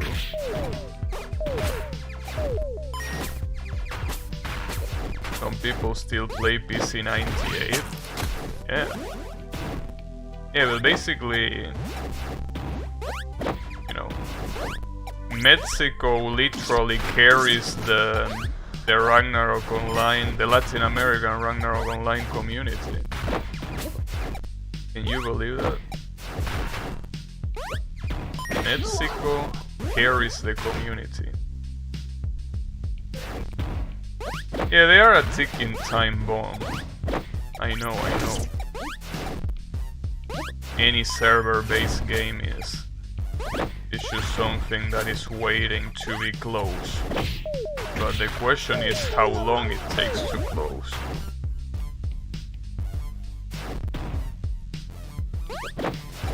Yeah, there are a lot of PC 98 games that are good. Hence my hate for multiplayer only games that don't let you host your own server. Well, funnily enough, Ragnarok does let you host your own server. I mean, after all, private servers are basically servers that use an emulator of the official server. They just run it on their computers, but I mean, the same way they do it, you can do it. Obviously, yeah, you lose all of your progress, but then again, if you are the owner of the server, you can just give yourself anything. Mobile games are the worst offenders, yeah. Mobile had Dodonpachi, but the company they hired for port made it dependent on a Korean server. But how do you make the port dependent on a server? I mean, after all,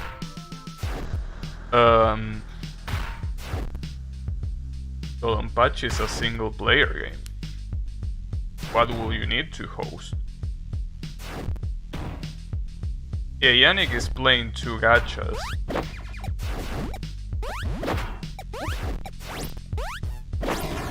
You require online out? Yeah, that's fucked up. But then again, how the fuck do you play Dodonpachi on mobile? I think you will have a better time playing Dodonpachi on PC with your hands tied than playing it on mobile. That sounds like a nightmare to play.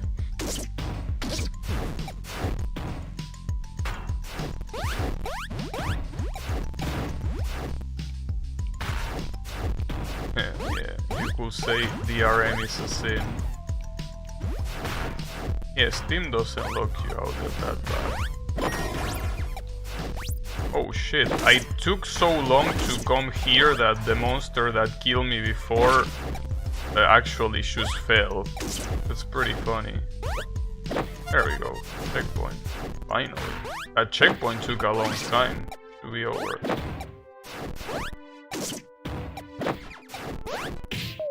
Ouch.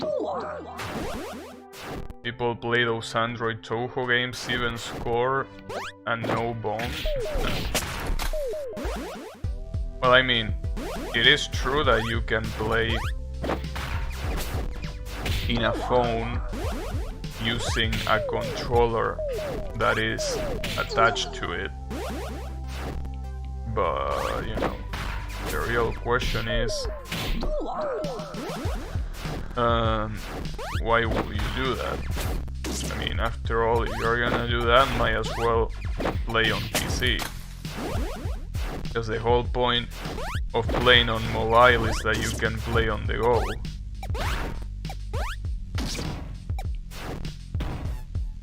Some freaks play Toho mouse patch. Mouse patch?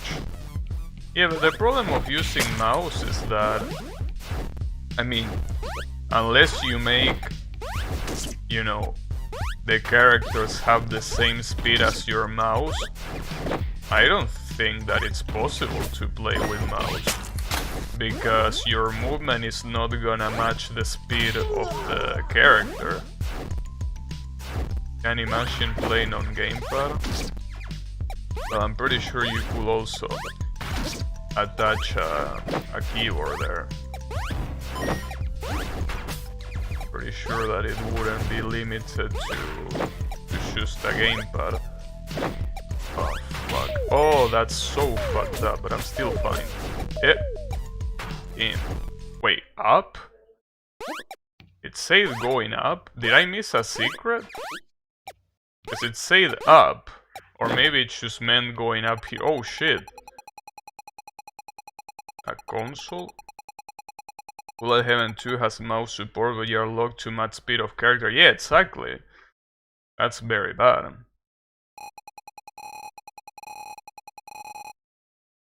What the hell are we gonna play? Is this a fighting game? Garlic versus Shames. Oh shit, it is a fighting game. Huh. What the hell?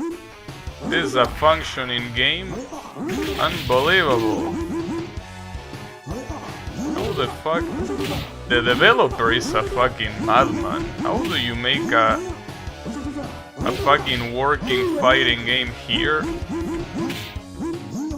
I'm getting my ass kicked, but damn. Flash.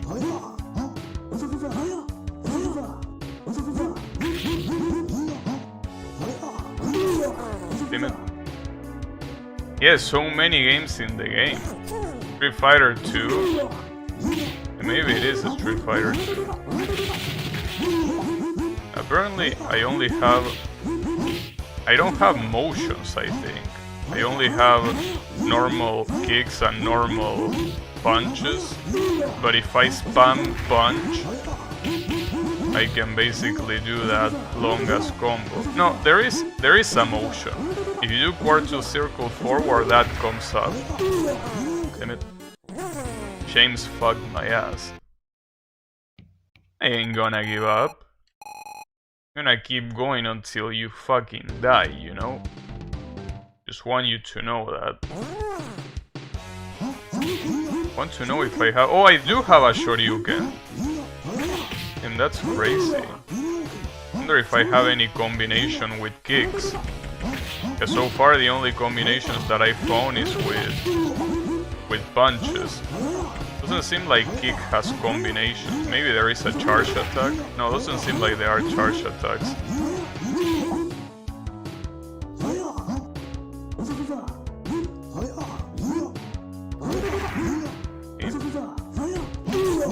Nice. We are the type to play until you win once and then leave. Well, I mean, funnily enough, it might not be me, the one that leaves. The garlic guy is probably gonna punch the monitor or some shit like that. Want to see how he does that forward kick? What's the input for that? Because I'm trying to input it and I'm not noticing how to do it. Doesn't seem to be a charge attack. Doesn't seem to be quarter circle forward, backward. I don't know how he does that. I'm pretty sure there is also no short hop here either.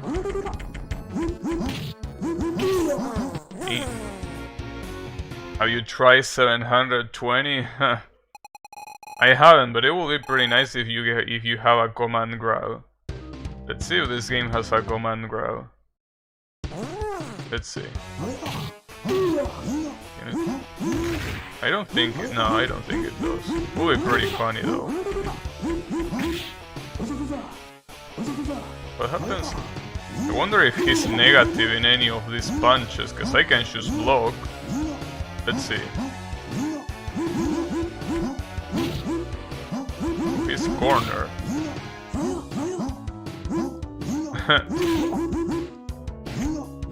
And the worst part, this has an AI, dude. How the fuck is that possible? How the fuck not only does this have a working fighting game, but also an AI?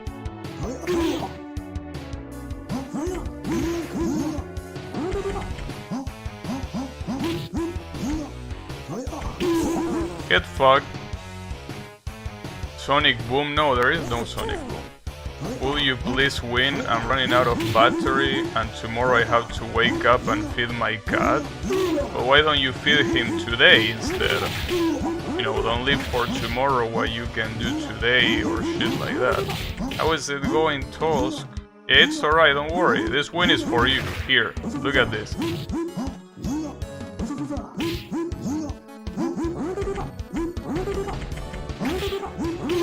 Get fucked. There you go. Him.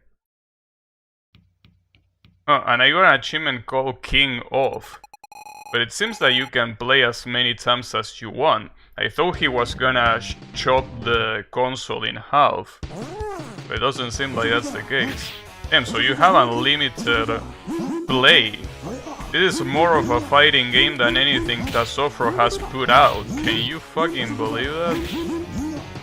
More of a fighting game than anything that Tasofro has developed. How is that possible? This isn't even the main game.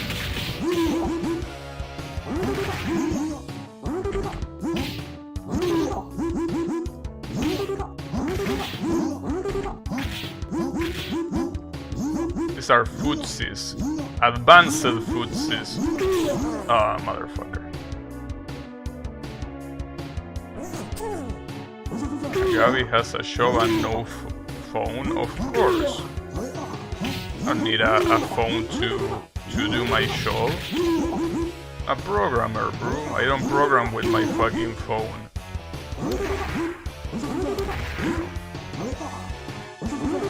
The Hakofro burn. Yeah. I mean, after all, where the hell is the new game? Was supposed to be a new game coming. Where is it? Don't see it anywhere.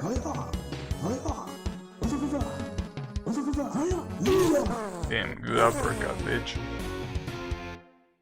Do you have a cold? Yeah, I have a cold. In fact, thanks for reminding me.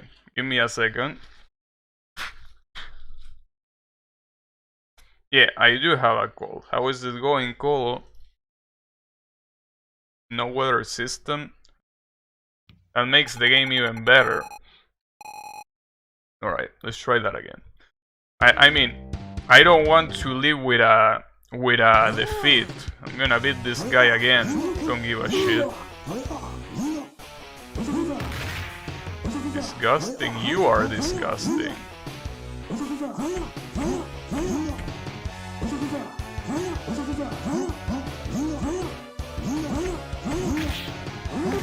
You can... Who the fuck can you counter? No, counter seems like it's natural. Because it looked like he did an alpha counter from Street Fighter Alpha right there. Come on, jump. Damn it. Very hard to input the uppercuts, just like in the original Street Fighter 2. Very, very hard to not miss your uppercut.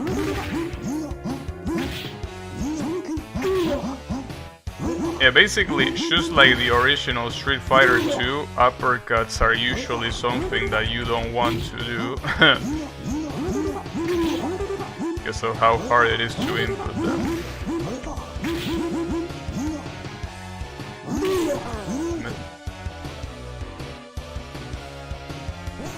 And you get a shove there. What the fuck is a shove? A shove? Yeah, you can get a shove in any country. Just ask any criminal to hit you, and there you have it. We'll take a shove. They are taking their time since Kanako too fit to fit into this. Oh, too fat, not too fit, of course.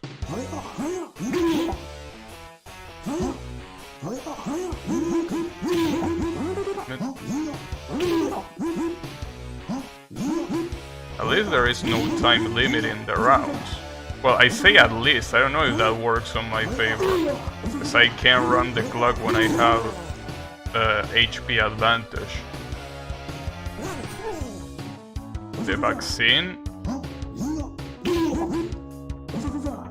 Why wouldn't they be able to?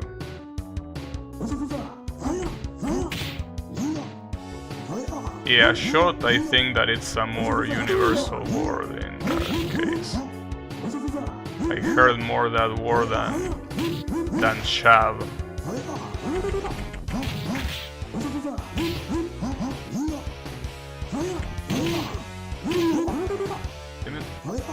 Looks like this guy is definitely gonna win here. I can avoid it.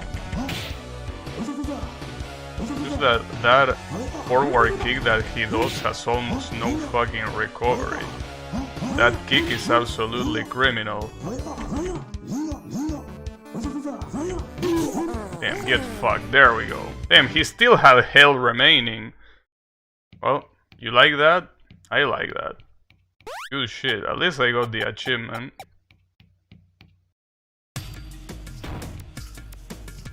Guess you live in the middle of nowhere. I mean, I don't know if we have vaccines, but this is just a call, dude. You don't vaccinate yourself against the flu. And if you do, I'm pretty sure I'm already vaccinated anyways. But no, dude. Come on.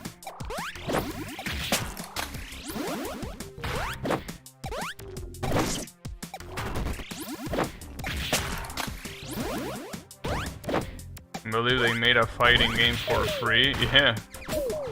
I mean, that's something that... I mean, it's as I say before.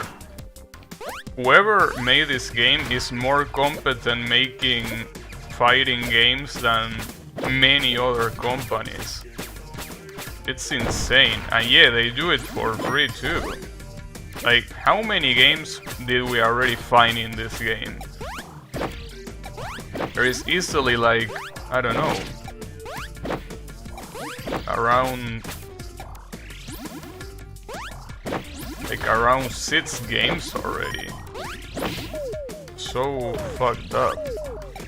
So fucked up because it just tells you how insanely high quality this game is.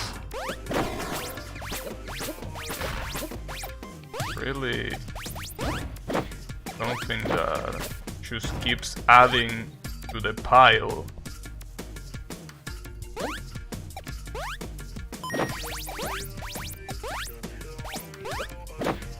Oh, that's a shame. Remilia soup. Pain with your soul? What you mean with pain with your soul? Oh, you say because you think this game is hard?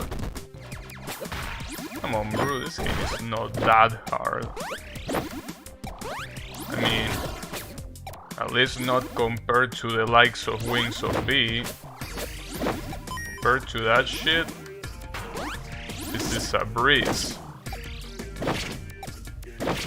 I don't think that's a bad comparison either.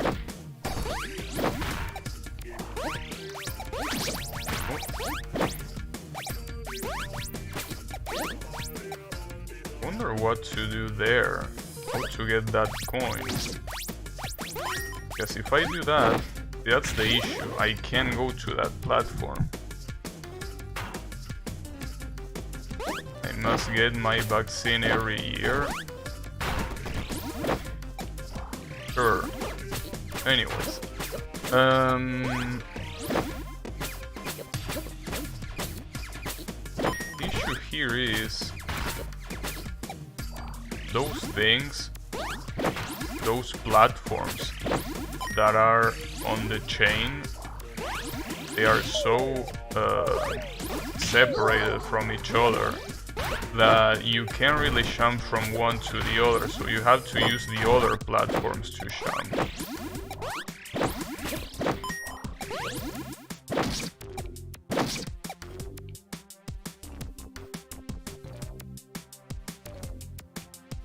Pain to Silver Star.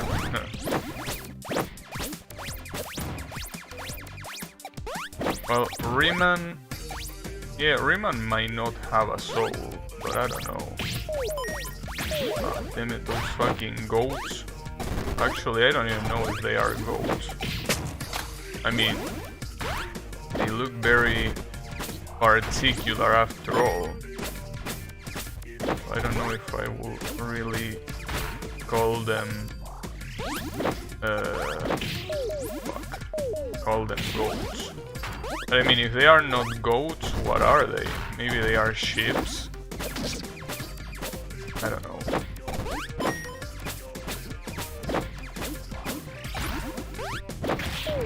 Damn it, how did that not count? Fuck. Damn octopus. It's okay. I also wonder if I'm gonna be able to reach 1,000 coins. Because as you can see, there is a fourth... Fuck. Damn it. How did that guy got pushed in the first place? I think it was the platform, the one that pushed him. That was weird. But in any case, yeah. Wonder if I can reach 1,000. Will be cool.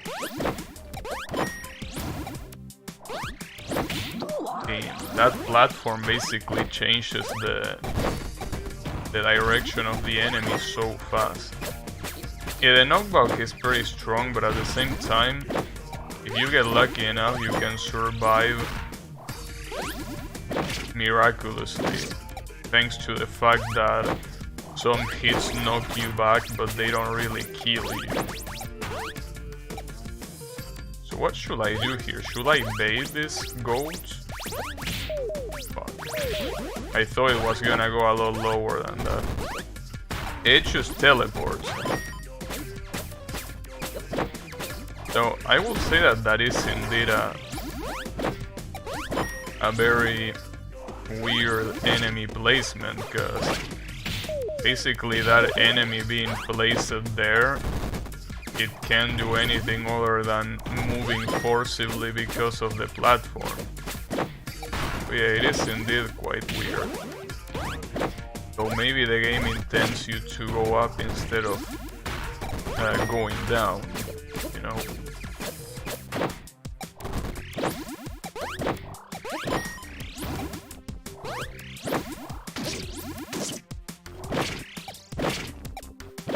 Catch your ass. Okay, so the next thing to keep in mind is baiting these goats somehow.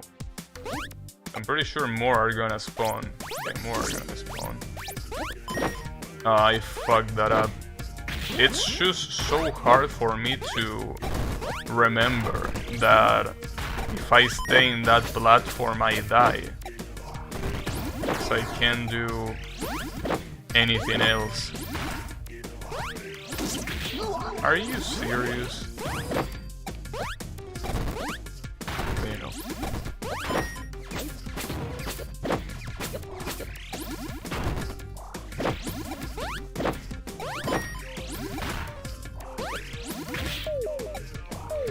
that was weird.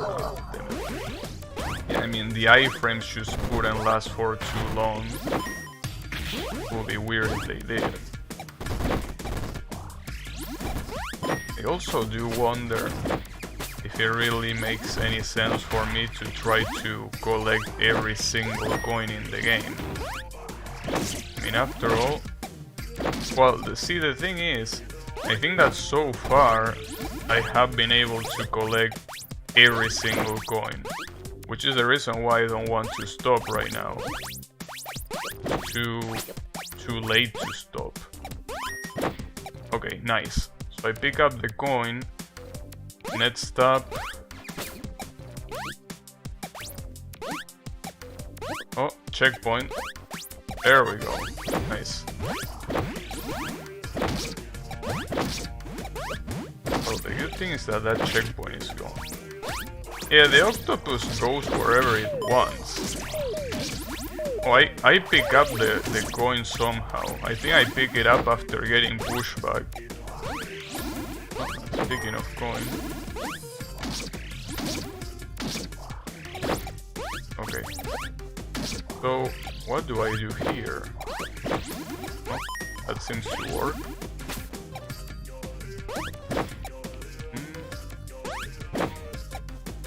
Seems that that's it. Yeah, that's it. Maybe there was a coin somewhere. Oh shit.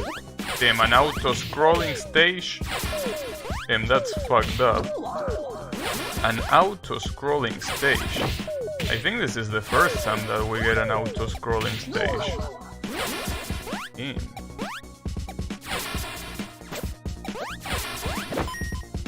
And that coin is almost impossible to get. How the fuck do you get that coin? Unless you do it really fast. Maybe, yeah, maybe that's the strat, doing it very, very fast, but I don't even know if you can bounce off of this enemy. Yeah, the fishes keep getting bigger. The fish keep getting bigger. Damn. And it's fucked up because it's impossible to predict that they are coming. Impossible to predict. As I said before, I'm pretty sure that it's also impossible to jump over them. Like, I'm pretty sure that they have a hitbox all over their bodies. Well, definitely in the lower part, but so fucked up. If I do that too late, I get stuck. Yeah, it doesn't seem like I can get over that guy.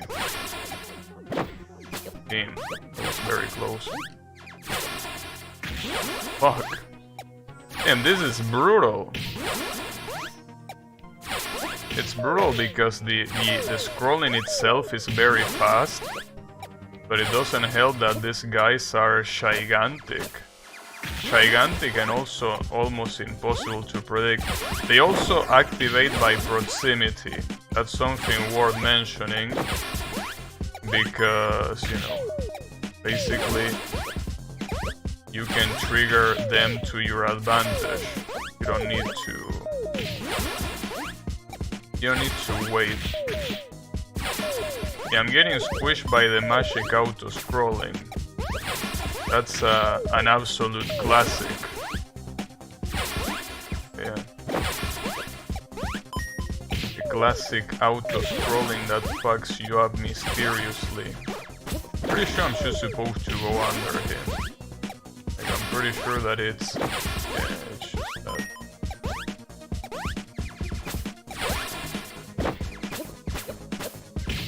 Damn it.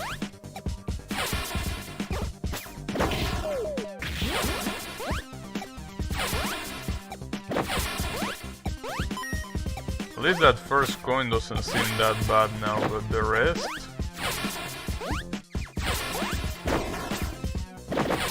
That coin seems particularly impossible. Want to see what else to expect, but I really want to get every coin. And that one I really have no idea how to get it. Damn it. fucking fishes. Yeah, no, you can't jump over them. Basically, their whole body is a hitbox. I mean, a hitbox that you can't do anything about. Damn, that coin is almost impossible to get. It's not the only one. Very fucked up though.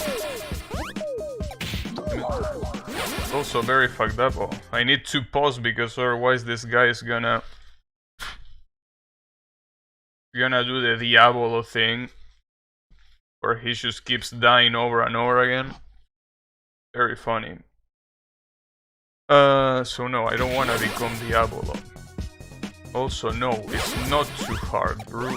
Don't worry about it. We got this. Definitely got this.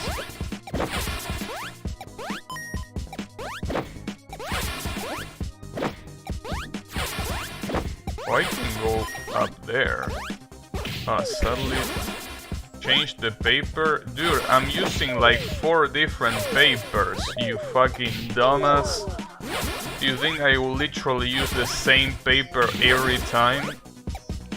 I'm using 4 different papers, tissues.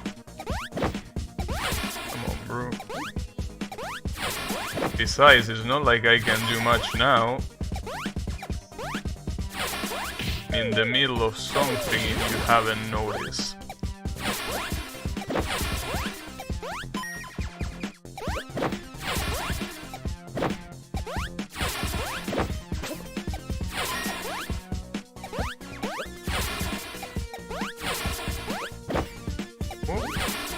Oh shit, okay.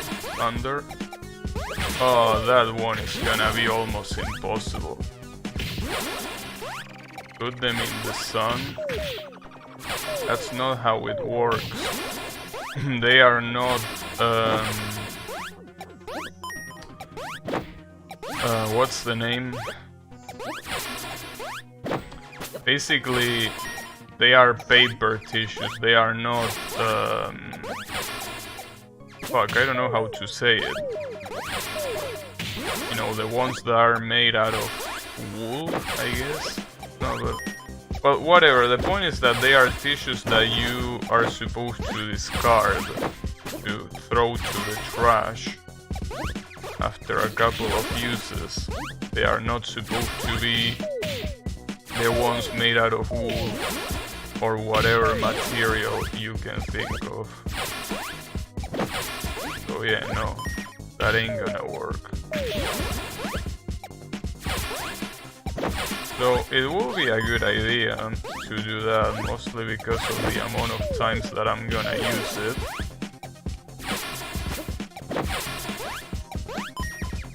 Not a handkerchief, no. It's basically... These tissues are basically kitchen paper. Well, kitchen tissues, I don't know how to call it. You normally use it for the kitchen, but they are very useful as... you know, they are very useful for when you have a cold.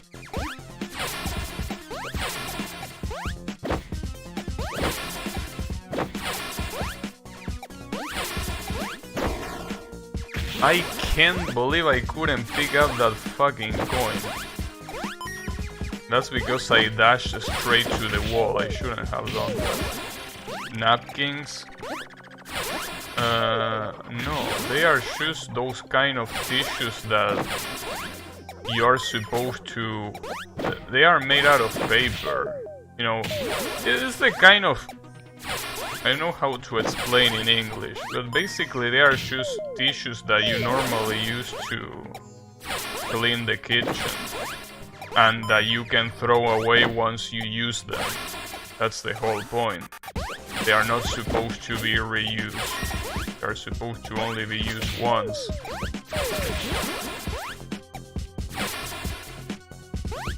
Will you work tomorrow? Of course I will. Yeah, you could call them paper towels, I guess. I mean, they are paper towels. Just I don't know if towel is the best way to call it, but yeah, they are made out of paper. But yeah, I mean, how wouldn't I work? It's a fucking cold. I mean, maybe I could consider it if I was still going to the office. But come on, bro. This is home office. How the fuck will I not work from home with a cold? Especially something that is literally programming.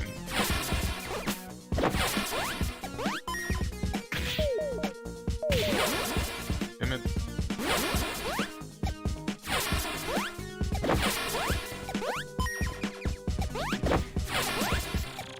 But yeah. Well, I mean, maybe if I work at a call center, having a cold wouldn't be a very good idea, because it will fuck up your voice. But you know, programming is one of those things that you can do with almost every illness in the book. Oh, finally a checkpoint, Jesus. Took you long enough.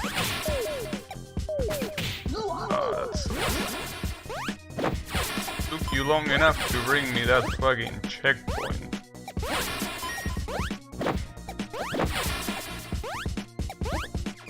Nice.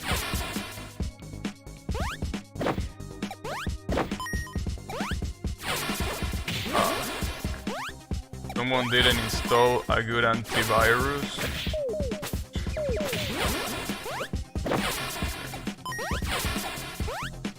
It's like nobody here caught a call ever.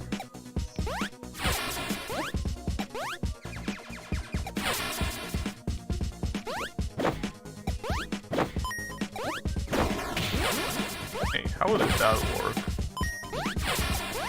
I dash out of that. Oh, I didn't have a dash because I was in stun mode. In stun state more than mode.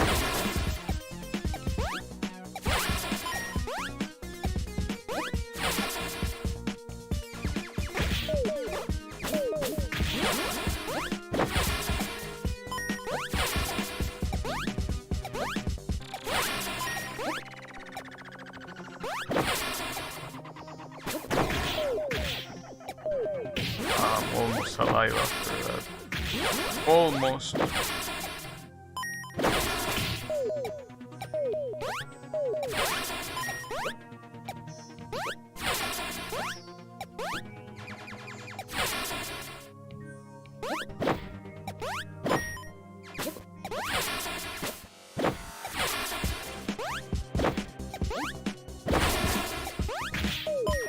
Well, I got the coin. That's... Damn. It stopped there. Good shit.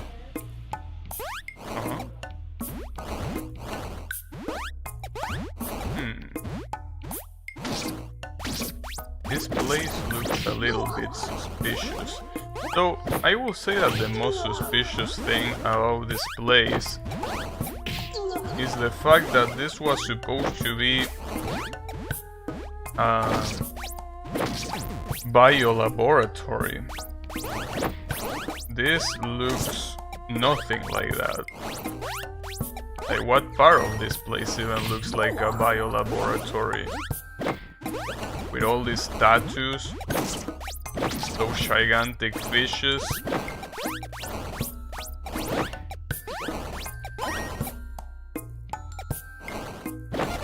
I don't know, but apparently it is.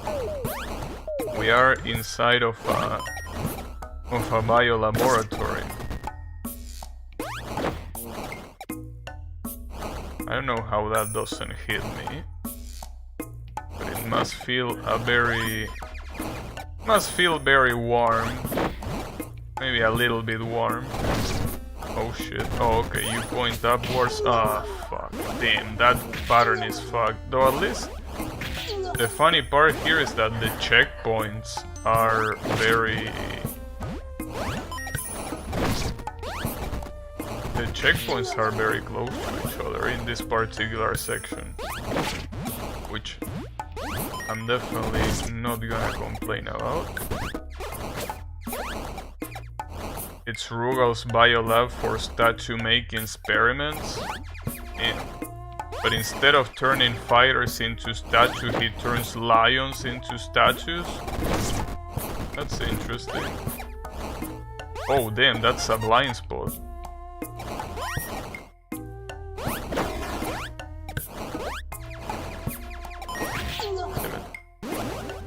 According to what I read, my CPU ain't gonna be able to run those 11. Wait, what does the CPU need to run Windows 11? I heard that it needs some, like, specific mode that some processors didn't have, but I'm not sure. You were playing to get Linux? Why don't you just stay with Windows 10? Yeah, I know that it's some set of instructions, but I mean, it's weird that Riemann can run it, because Riemann has a very modern CPU, right? So how wouldn't he be able to run it? WinXP? No, I mean, as I say before, I mean, if Microsoft discontinues Windows 10, I'm going back to Windows 7. I mean, we're gonna use a discontinued operative system, might as well use the good one. On Intel CPUs, it's supported from 8th Gen onwards. My CPU is strong, but it's still ancient. 8th generation onwards. That's quite a lot. Wait, and what about AMD? Well, sorry, not AMD. How is it called? ATI. Well, ATI. I mean, no, it's still AMD, right? Or is it ATI, the one that makes the processors? You know, the FX, the Ryzen. Is it ATI or is it AMD? Going back to Windows 7 sounds good. Of course it does. I say this multiple times, but Windows 7 is a decent operative system. Most AMD ones should be able to run it. I wonder if my FX will be able to run it. Thing I miss from 10 when using 7 is the better copy-paste menu. Copy-paste menu? What you mean by copy-paste menu?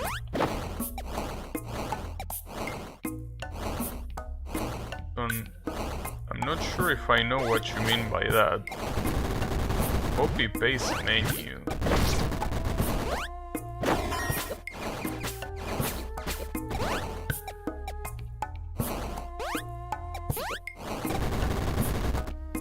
Gotcha. At least modern ones. Using third-party copy programs feels weird. Oh, I don't use third-party copy programs. Will I go for triple boot after they are gonna discontinue 10? Why triple? I wouldn't keep using 10 if they discontinue it. I mean, if they discontinue 10, basically the whole reason to use Windows 10 is lost. Because the only reason why we are, well, I don't know about you, but the only reason why I'm using Windows 10 is because security reasons. Well, also there are some games that are only compatible with Windows 10, but I don't really care that much about them anymore.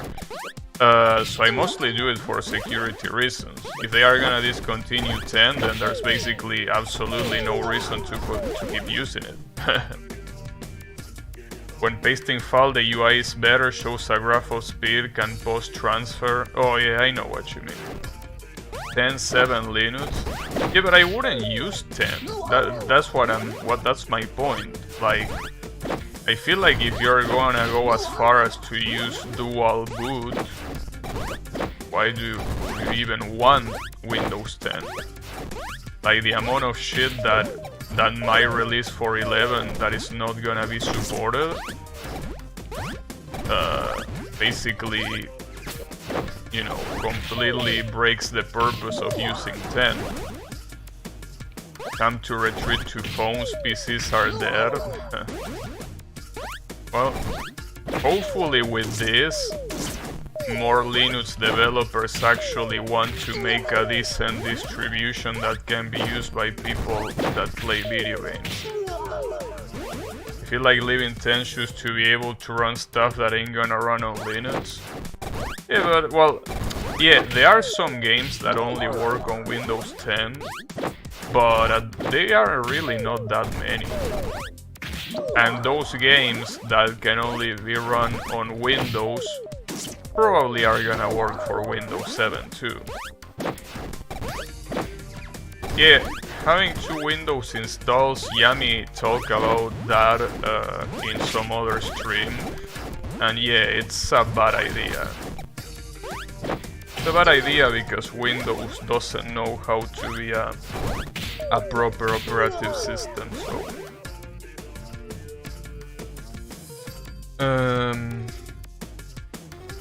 Some stuff that I use runs on 10 better than on 7. I'm still gonna be able to have... Well, see, but the problem is that the virtual machines don't work if you want to play games. That's the issue. Well, I mean, unless the game that you want to play is fucking solitaire. But, you know, if you want to play any half demanding game, you can use a virtual machine, you know.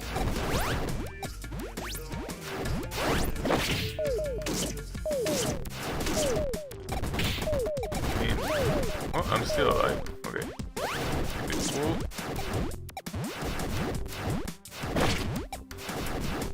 Damn, these 2 assholes are gonna fuck me up.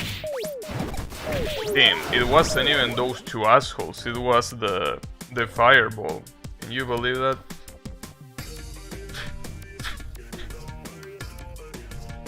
You can actually have CPU virtualization on Linux. I mean, last time I tried I couldn't do it. And when I Google, they say that you can't really make a virtualization access the CPU with all the rights that, you know, they could access if it was actually installed in the actual, you know, as a non-virtual operative system. But maybe technology advanced since then, I don't know. I don't know too much of the subject. You need Linux host for that? Or are you saying that it works as long as you virtualize from Linux? Does that work? That will be interesting. Because if that's the case, then that's the best that you can do. Yes? Oh. Something that is definitely worth a try. But I think that will be the perfect scenario. Basically, you make you use Linux for everything, and if you want to play a game, you just pop on a virtual machine on Windows, and you only have to deal with Windows shit when you're gonna play a game, and not any other time. That's pretty cool. That's definitely quite cool.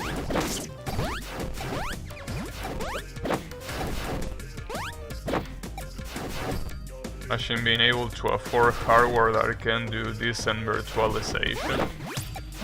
Well, I mean, you can. Seems better than Etsy for me, since you can use Linux as actual OS. If you can use Linux as an actual OS, that would be definitely nice.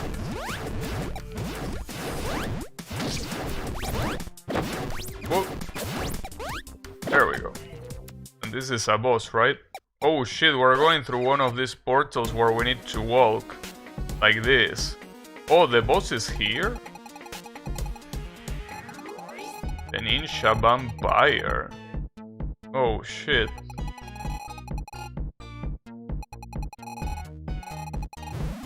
Any martial art? Damn, I didn't know that throwing energy balls was a martial art.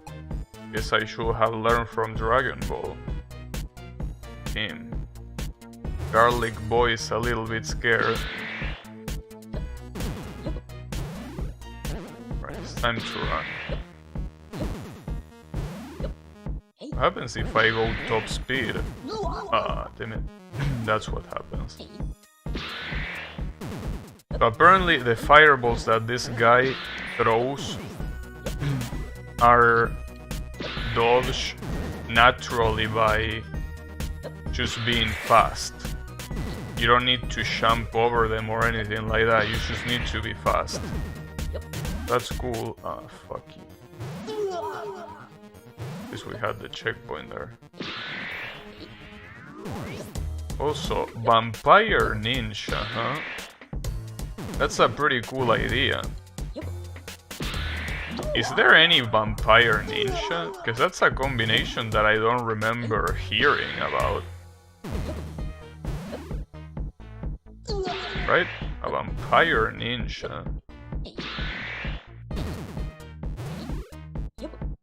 I mean, I'm pretty sure that there was one stoner that did that at some point. But damn. What a crazy ass combination. Though you don't really look like a ninja.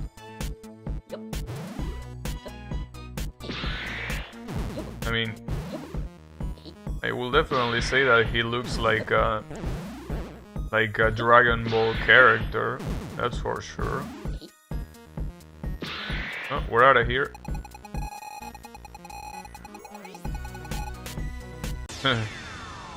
Oh shit, pipes? Are we gonna go to Mushroom Kingdom? Damn, let's go to Mushroom Kingdom.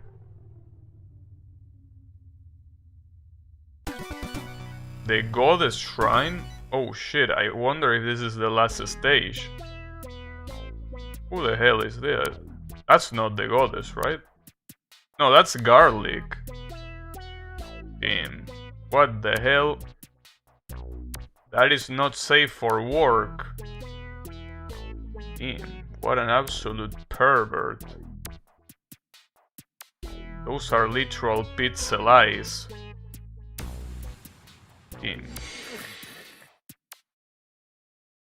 Oh shit. Damn. Speaking of Dragon Ball. Damn, this guy's... Oh wait, what? Oh, I need to teleport. Damn, this is insane. Damn. What the fuck kind of minigame is this? I need to teleport in between lockers. Wait, this bitch is cheating. She knows I'm here. This bitch absolutely knows I'm here. Oh, maybe not.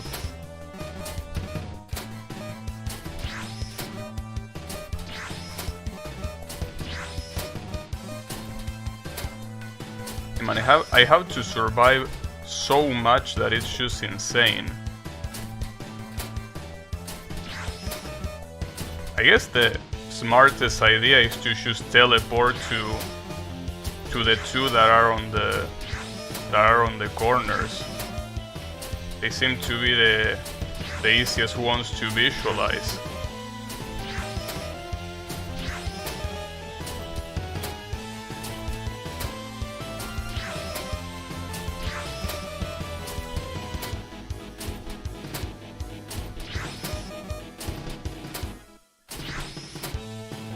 There we go. Damn. And I got an achievement called Sayashin. I literally got an achievement called Sayashin. It's like the developer doesn't give a shit. Damn. I thought Piccolo killed him. No, but that was Garlic Jr. This is the real Garlic. That one was Garlic Jr., bro.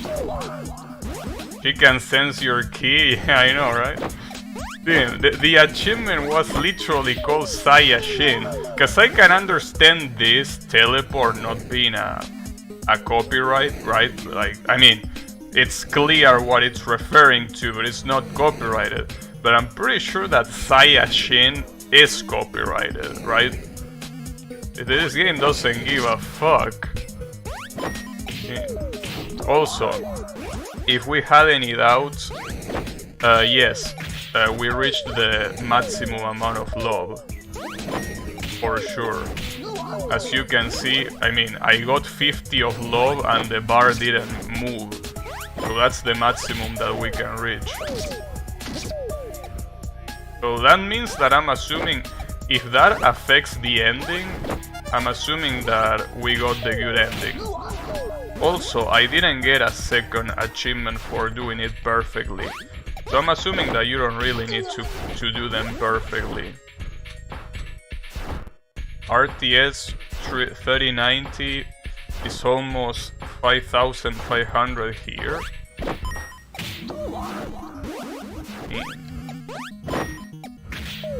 Yeah, those shits are usually incredibly expensive.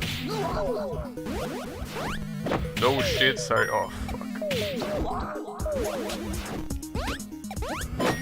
I mean, if normal video cards are already incredibly expensive, imagine the top video card, right?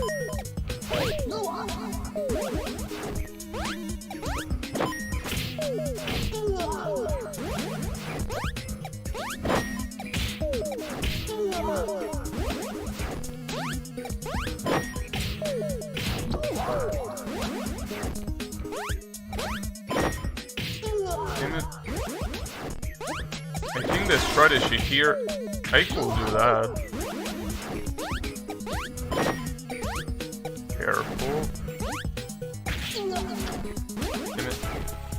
Getting to the next checkpoint is gonna be a problem.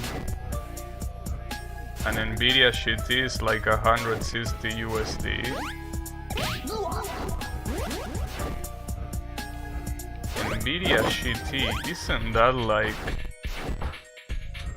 from 15 years ago, literally? Or is that another one? $160 for that. Definitely quite some quite something. Damn it, fucking snake. I think that was a Cobra. Wait. Need to power up.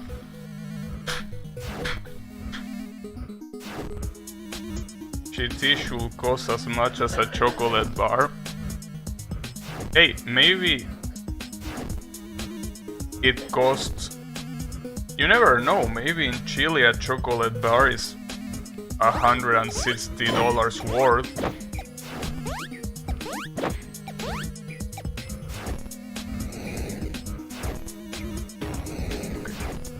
I am gonna ignore this fucking Cobra.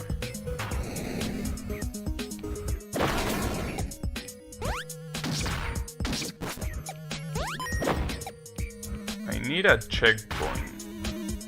You know what a checkpoint is? Yeah, exactly what I need is...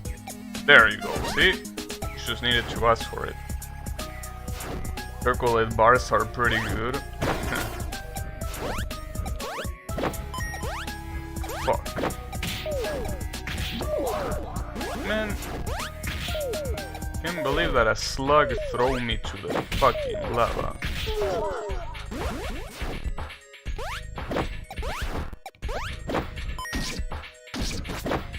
Okay.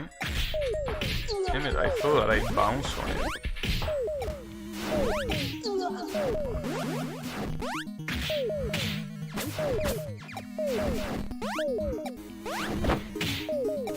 I'm fine. No.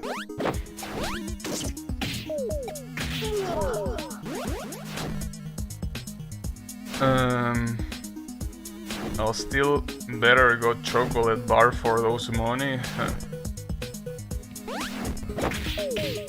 GT card performs like a chocolate bar. Well, hey, at least a chocolate bar has a lot of sugar.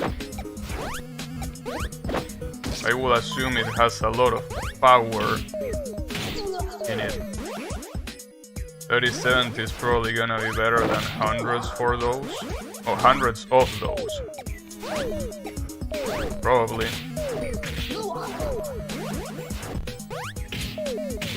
And after all, the way that architecture was made back then really puts into perspective how fucked up it is to compare it to the current ones. It also includes the effects, by the way.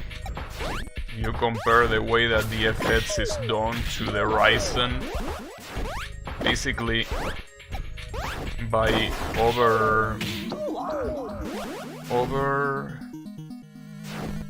fuck, I forgot the word. When you overperform a piece of hardware, overclock, there you go, that's the word. If you overclock the FX, it basically will perform the same as a stock Ryzen will do. It's quite funny. But yeah, I mean, that's obvious. And after all, the FX, when it comes to overclocking, it's very badly done. Usually not worth to overclock an FX at all. I'll keep doing what I do best, waiting years for PCs getting cheaper. I mean, as long as my FX keeps breathing, I'm gonna keep using it. Unless someone, I don't know, sells a CPU for so cheap that it's actually a steal. Unless someone does that, I'm keeping my FX. Still working. No reason to not use it.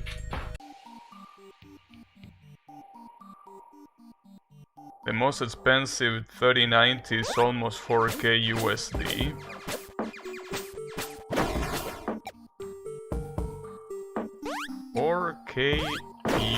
USD. Interesting. I mean, but at that point, if you have 4K dollars to spend, wouldn't it be better to just buy, I don't know, a car and then resell it? Actually, reselling a car probably is not the best idea, but you know.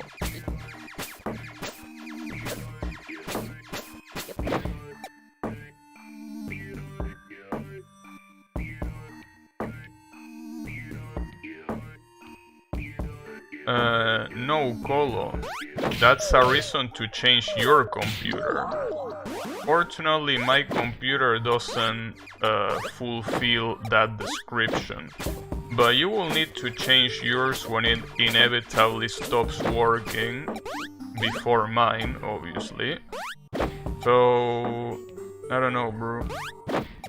I'll say it before. I said it before and I'll say it again. Keep talking shit about the FEDs.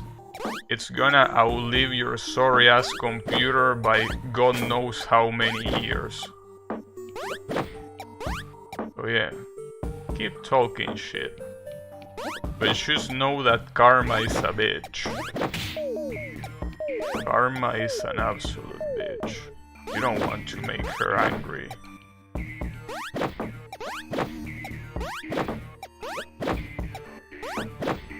Anyways, Yeah, you should definitely keep your i7 too. Especially since it's such a good i7.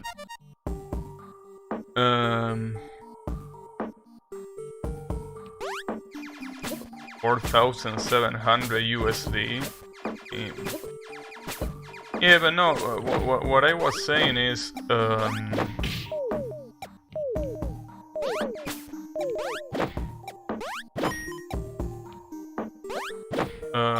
you know, yeah, it's just not worth to invest in computers now. Just not.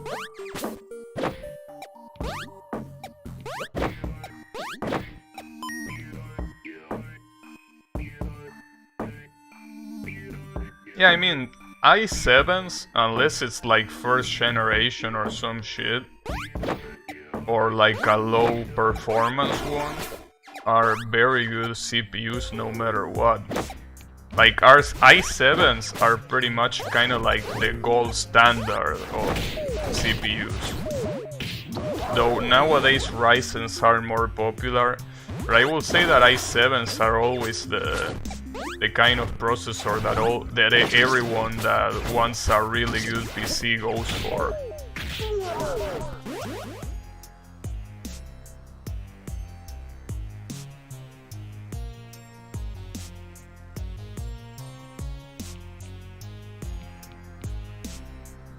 Cheapest 3070 I could find was over $1,700.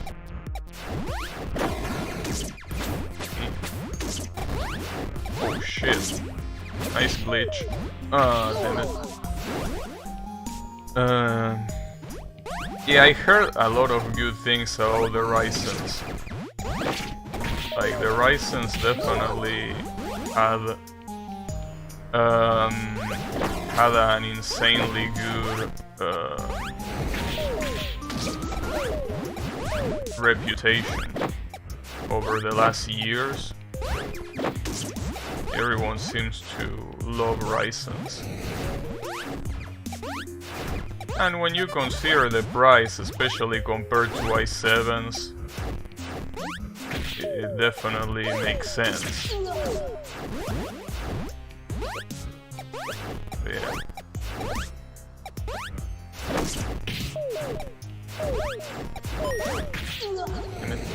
In any case, speaking of processors, I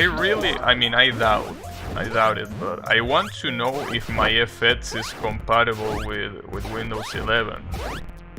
Because it will be very funny. It will basically be what defines if I make the switch to Windows 7 or not. Though it also depends if they keep supporting Windows 10 or not, obviously.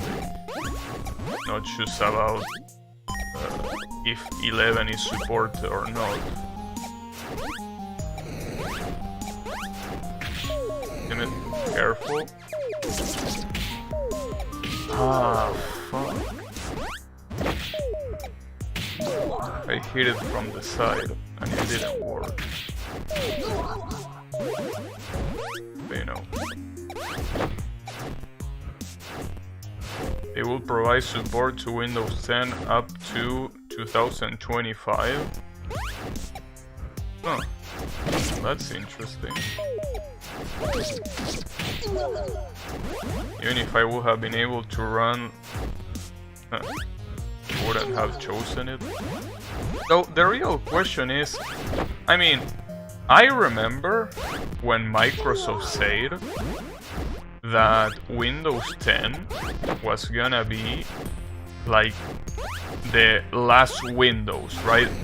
Like everything was gonna be updates to Windows 10. It was gonna be the operative system that you never needed to switch. I don't know what happened with that. Windows 10 is the last OS you will ever need. Windows 10 gets free 11 though. Well, yeah, it's the same thing that happened with Windows 7. When Windows 10 released, if you had Windows 7, you could automatically switch for free to Windows 10. It's gonna be last window for me since I'm getting Linux. But in any case, my main question is, where do you find what CPUs are compatible with 11? Because I will really want to see if my FX is compatible. Mostly because Riemann say that most AMD processors will be able to run it. But I don't know what most encompasses here.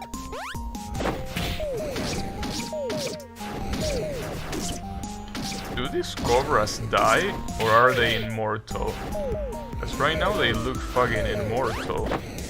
I tried to hit you. It's okay, I'm still alive somehow. And I think you're supposed to throw them off, and that's it. Ah, fuck. There is official link. I see. Well, if you don't mind, I will ask you to link it on Discord so I can check it out later. So,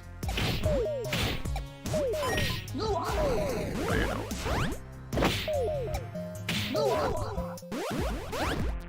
It will be very funny if they say, yeah, we support AMD Bulldozer. Bulldozer is 100% supported. That will definitely be quite funny.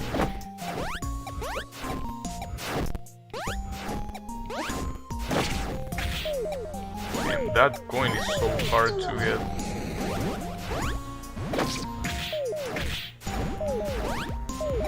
Bullshit dozer. I mean, I doubt that they will provide support for that. B-Lul dozer. I mean, I really doubt. I mean, obviously it's not a matter of if they want or not, it's a matter of if the CPU has whatever set of instructions they need. But I will assume that if the Bulldozer doesn't have those set of instructions, they really wouldn't bother putting them there, right? I mean, after all, I'm pretty sure that nobody will buy a Bulldozer CPU to build their PC nowadays. It's not really set of instruction, it's TPM, and what those TPM stand for. TPM these nuts.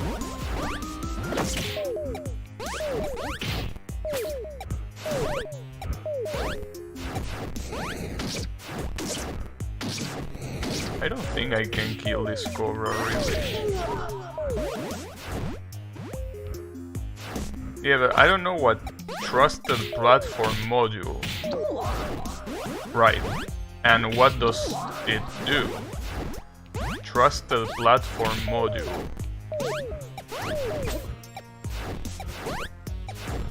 Like, what functionality does it have? What's the difference between having Trust Platform module and not having it?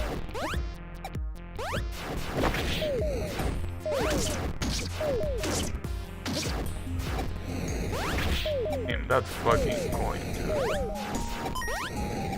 Okay.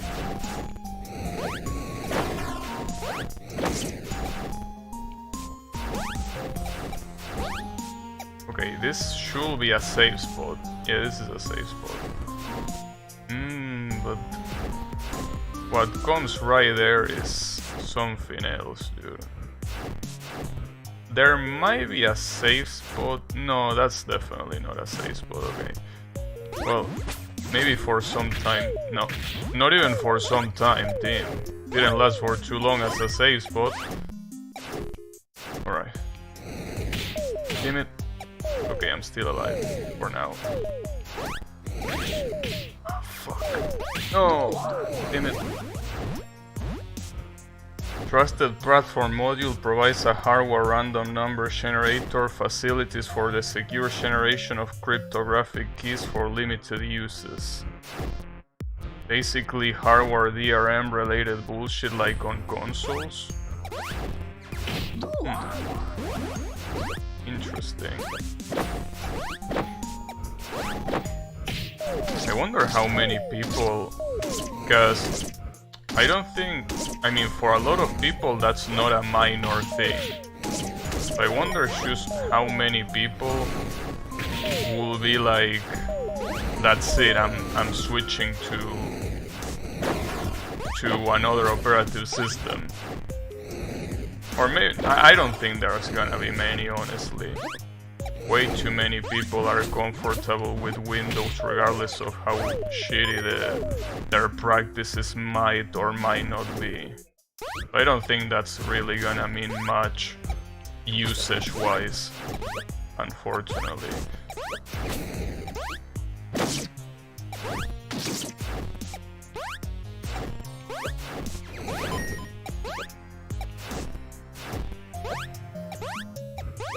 Shit.